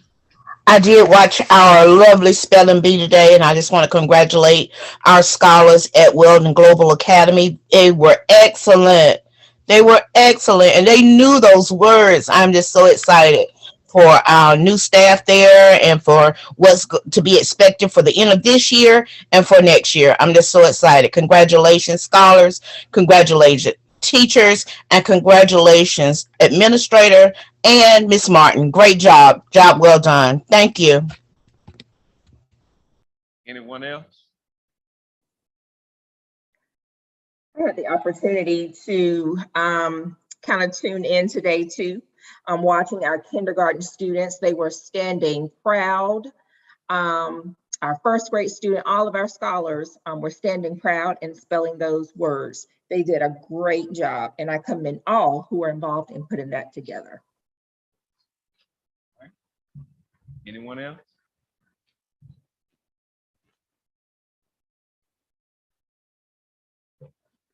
I'll just say real quick, we thank our community as a whole for what they're continuing to pour into our school district, and certainly want to thank our students and our staff on every level, from elementary school all the way up to the high school level, and certainly all of our staff members throughout the district for the roles that they play in the jobs that they continue to do.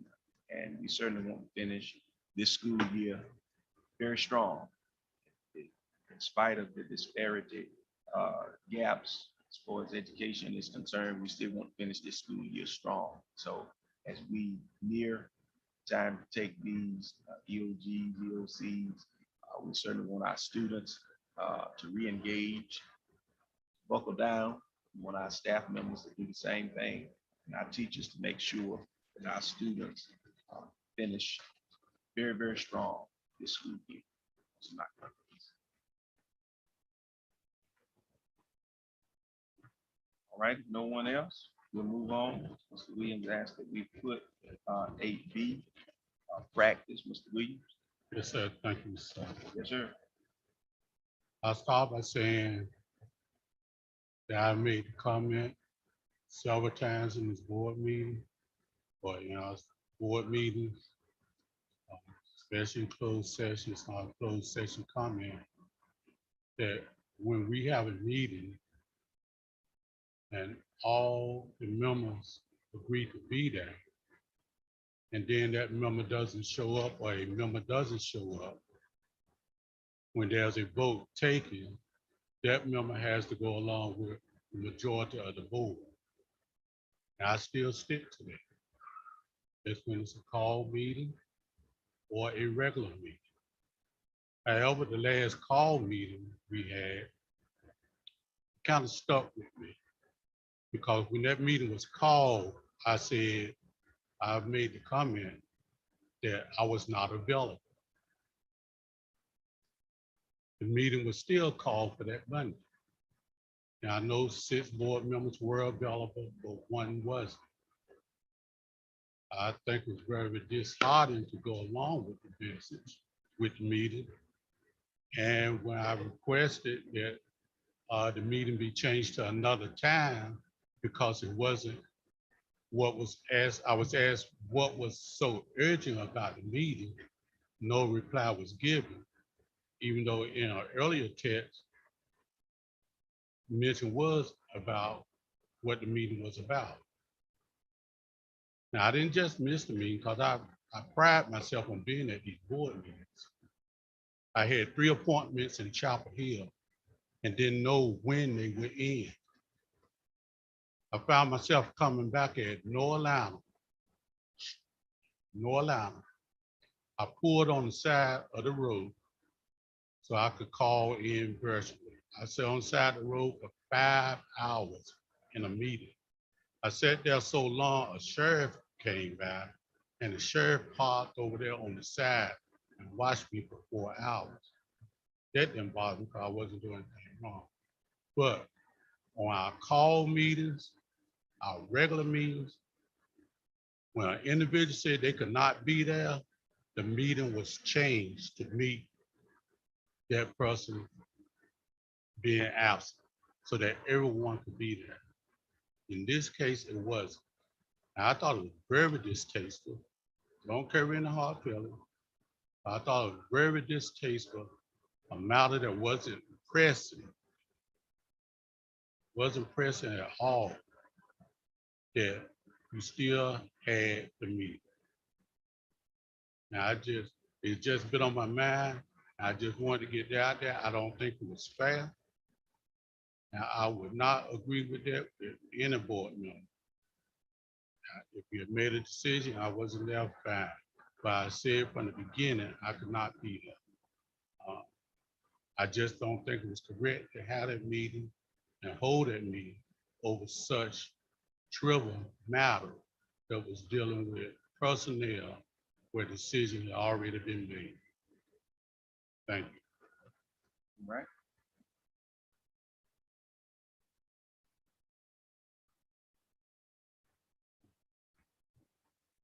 Thank you for your comments, Mr. Williams. I've never said anything about it, but I'm gonna say it tonight, and I hope I don't cry when saying it.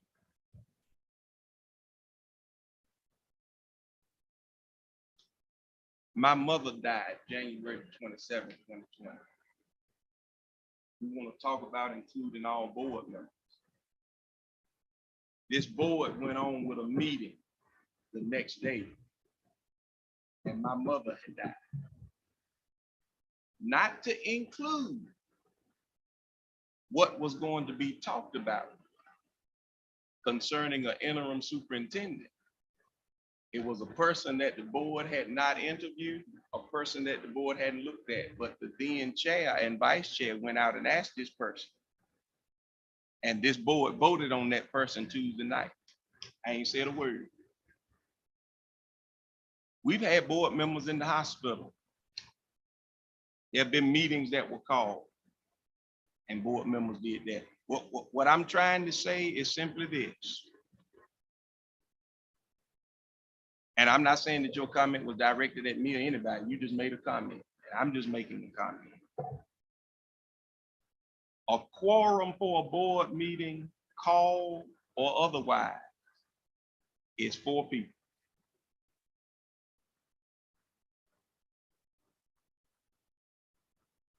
We can't make them all, and I hope we don't miss them all. And I regret very much that a board member could not physically be present for that meeting. I get that. Regardless of what we may think individually as board members trivial or not, I rest my hat upon the fact that each board member, and I treat you all as such, you are entitled to your opinion. You are entitled to your vote.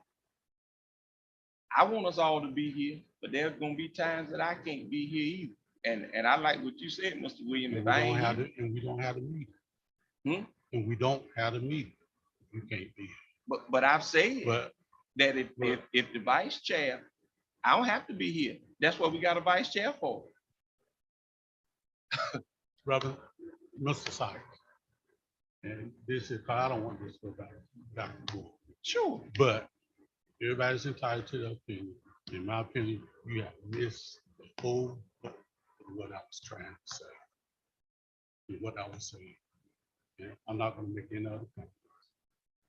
But you have missed the boat. Well, Mr. Williams, maybe I ain't missed the boat. Maybe we're on separate boats. But I ain't missed the boat. Because the same illustration that I just gave, my mother died. The meeting went on. And I respect your comment. I respect your opinion. Whether I agree with it or not, I respect it because you're my fellow board member. And Mr. Williams, I'm gonna say this to you because we've always been like this. And this is not personal. But me and you, we've always done this since the 6 years I've been serving on this board with you. Whether we agree or not, when we leave out of here, you say to me, all right, Reverend, have a good night. I say, all right, bro, Tank, have a good night. And I'm gonna do the same thing just like we've always done, whether we agree or not, because we're working together. And I greatly respect your opinion. I really do. I really, really do. Any other board member have a comment? I do. And this is Ms. Hale. And I just want to say that just listening to all of this, and even before this meeting started in the closed session, it's time for us to get together, come together on one accord as board members. Because our district is not going to advance or move further until we come together as a board. And I'm tired of all this mess that's going on, because we have a mess and it's no secret. Everybody knows it. It's time for us to get ourselves together, conduct ourselves as board members, and move this district forward. That's what we were all elected to do, and that's what I'm ready to do. I agree. I totally agree. Any other comment? All right, thank you so much.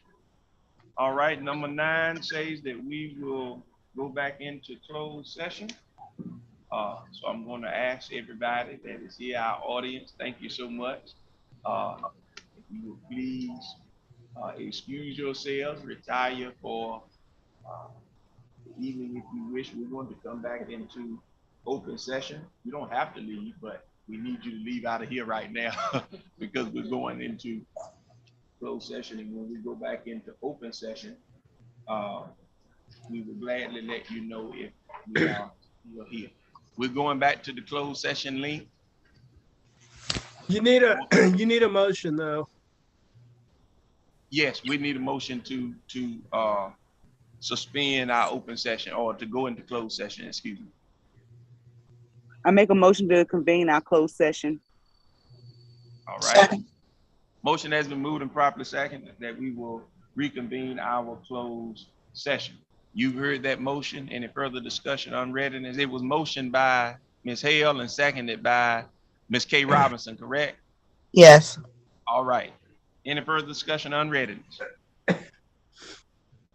Hearing none. All in favor? Would you let it be known by your voice vote? Sykes, aye. Mr. Williams? Ms. Jenkins? Ms. Harrison? Yes. Ms. Hale? Aye. Ms. Bird Robinson? Aye. Ms. K. Robinson? Aye. All right, let the record reflect unanimous approval. We have, we're going now back into closed session. Thank you so much. Motion passes unanimously. Y'all take a break. Yes, take a break.